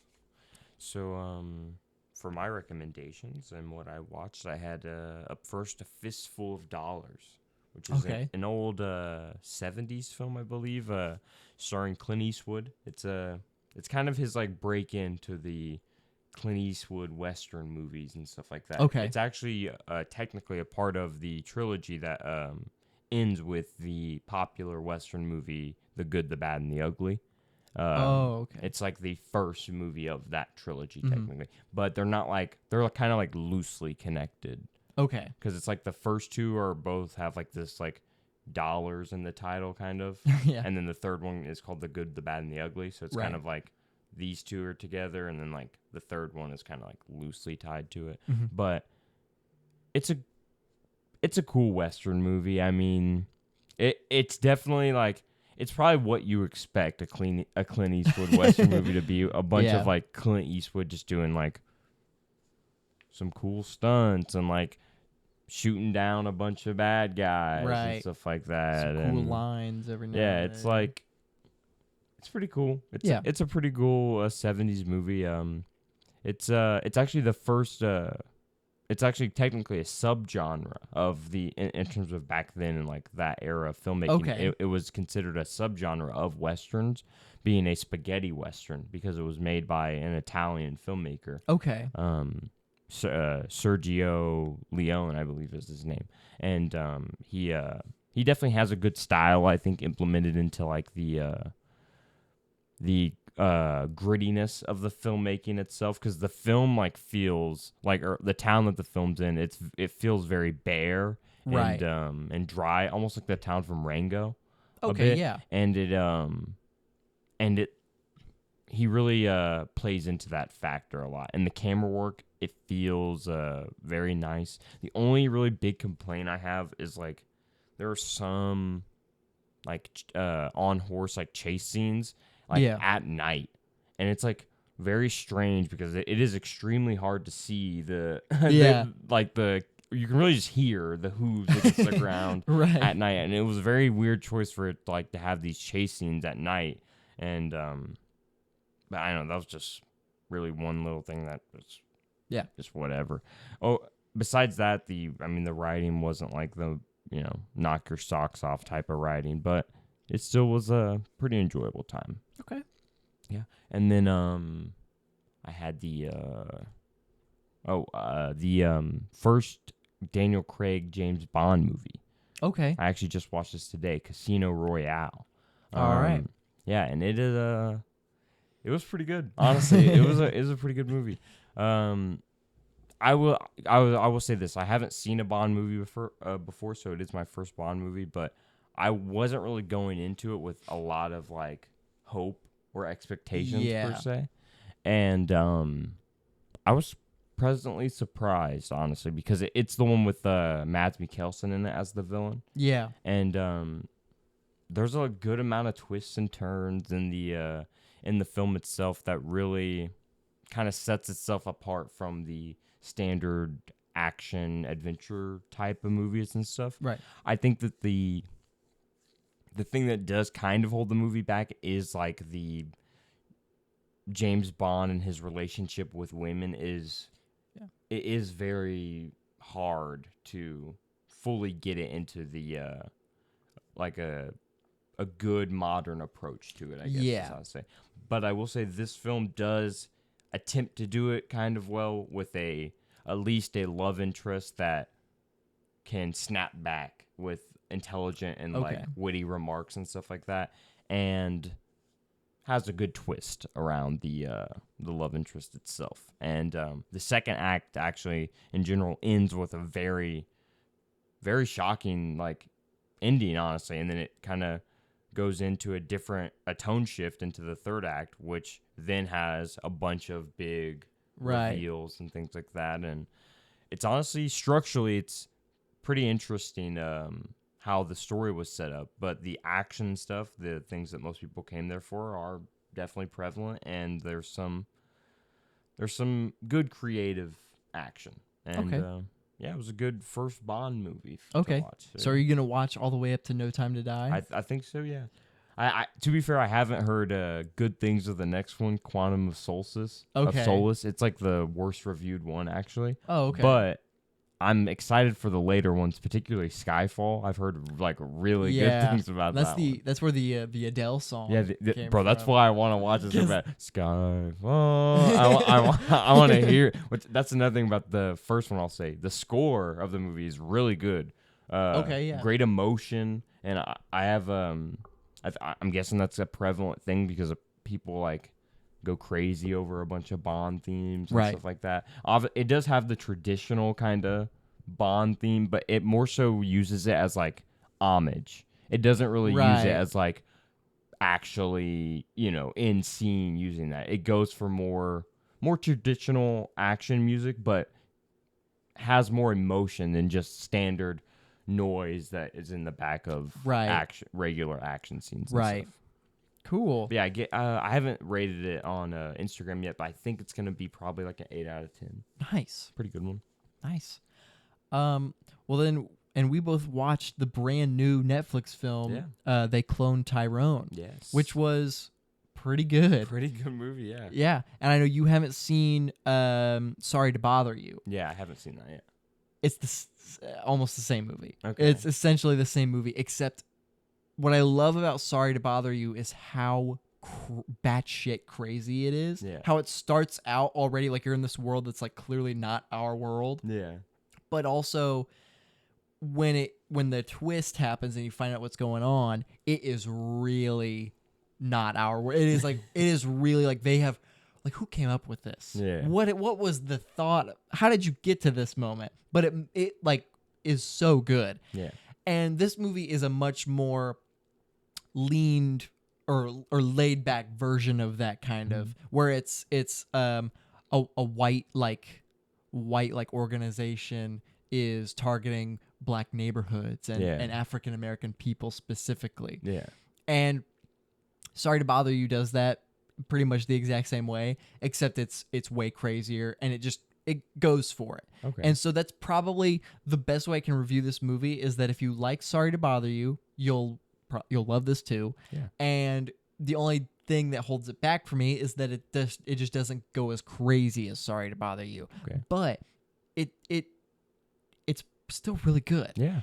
John Boyega is great. He's fantastic. He's so good. And Jamie Foxx is a lot of fun. Jamie Foxx, yeah. The surprise for me was Teyonah Parris. Teyonah Parris, yeah. She goes crazy in this movie. Bro, I actually cheered in the third act when she is like getting like held down or whatever by the wig or her and I forget exactly what happens, but she ends up taking like her wig off. She takes her wig off. And I was like, I forgot completely that it was a wig, bro. It was actually like a shocking moment. I was like, yeah. It was crazy. Yeah. But no, she was really good. She was great. And it makes me more excited for the Marvels because she's in the Marvels. Yeah. The three really good like leads to follow for sure. Jamie Foxx definitely was like more like comedic. Yeah. He got an easy paycheck. I will say this though, he did have one like kind of serious moment, which is when he found his clone or whatever, and he was kind of like, dude, that moment was like, oh man, he's like, that's how you would feel. You just wouldn't know what to do. Yeah. Just like, what the fuck. That's how I knew though. I was like, yeah. That's Jamie Foxx. Yep. He can act. Yeah. And but John Boyega was fantastic. I don't think I've seen. I mean, I haven't seen every movie he's in. Yeah. I don't even think I've seen him outside of the Star Wars stuff he's done. Honestly, he's so good. He's got an amazing emotional moment in this movie. Oh yeah, the mom scene. Yeah. I definitely highly recommend. It's a political movie, but it's not like I don't know. It's not annoyingly political. It's just straight up. It has a creative sci-fi plot around a real life issue. Yeah, and I mean, Sorry to Bother You does that too. And if you like that, you'll like this. I will say I think that I can't relate. Obviously, I haven't seen Sorry to Bother to Bother You, but I have seen Clockwork Orange, which I think does. That's another movie. It also does. It has the same. It's not the same feeling because it's not very like comedic at all. Right. Yeah. But it takes like the story, the essence of the story, and it does it in a serious like manner, kind of, in a more dramatized like aspect, I guess you could say. And it's like it's not exactly the whole white like government targeting like black neighborhoods specifically, but it's more so the idea of like government like over time establishing like control and dominance over the population and stuff like that. And they also directly reference the film in the movie itself. Jamie Foxx goes, "They Clockwork Orange in us," and it's such a good line. But this film in general, it was a fun time. It was a really like thought-provoking kind of like, what the hell is happening right now? But also a good like, I can get a lot of laughs out of this movie. You know, I think after. Because we both, I think, rated it the exact same. Yeah, I think I give it like an 8. Yeah, that's what I gave it. I think you would really like Sorry to Bother You. I've heard great things about it. And I like Lakeith David. Lakeith David, yeah. He's a great actor, yeah. He's great. And Tessa Thompson's in that too. Tessa Thompson? I love Tessa Thompson, yeah. And Man-Eater, Armie Hammer. Oh. But it was pretty good. It's on Netflix right now. It just came out. Yeah. So go check it out. It's pretty good. Bro, 2023 movies, man. 2023 movies. Even the Netflix originals are kind of good. Like Extraction. You haven't seen Extraction? I haven't seen Extraction 2 yet. Not yet, but I'm getting there. That and Tyrone are going hard, man. Yeah. Netflix is producing some good ones. And we've got not Netflix, but Apple is doing the Killers of Flower Moon. That's still so surprising to me that like Scorsese's next movie's going. Well, to be fair, his last film, The Irishman, was a Netflix movie too, I guess. So it's not that crazy, but Netflix is like way bigger in terms of TV than Apple. Right. Apple's like new in the game. Yeah. And they're not even known for movies. Oh, they're known for shows like and documentaries and stuff. They got the new Martin Scorsese movie. You know? We'll see how good it is. Oh yeah, we sure will. Yeah, but I guess we've reached the end of this episode. Yeah. Thank you all so much for tuning in this week. Episode 21. Hopefully we're alive for 22. I don't know about you. Yeah. I'm feeling 22. Yes, sir. Yes, sir. Taylor Swift. But we will, we'll be at the end of this year. We might go back on our 2023 list, and maybe we'll go back and really talk about the movies, our final opinion on the movies that came out this year. I think that's a good idea. Probably a good idea, Well, thank you so much for tuning in this week. If you want to catch us elsewhere, you can find us on our Instagram. I am at Maceo Movies. I'm at Loader Reviews. And you can find us together on Instagram at Cinemaniacs Pod. You can find us on everything else, TikTok, YouTube, X. Yes. Yeah, it's not Twitter anymore. So. Yeah. Yep. That's Threads too, right? Threads. Yep. Threads. Yeah, we're on Threads too. Follow us on everything. Subscribe on everything. All that. Yeah. Yeah, like and subscribe on YouTube. Hit that follow on Spotify and Apple. But we'll see you guys in the next episode. See ya. The Cinemaniacs Podcast.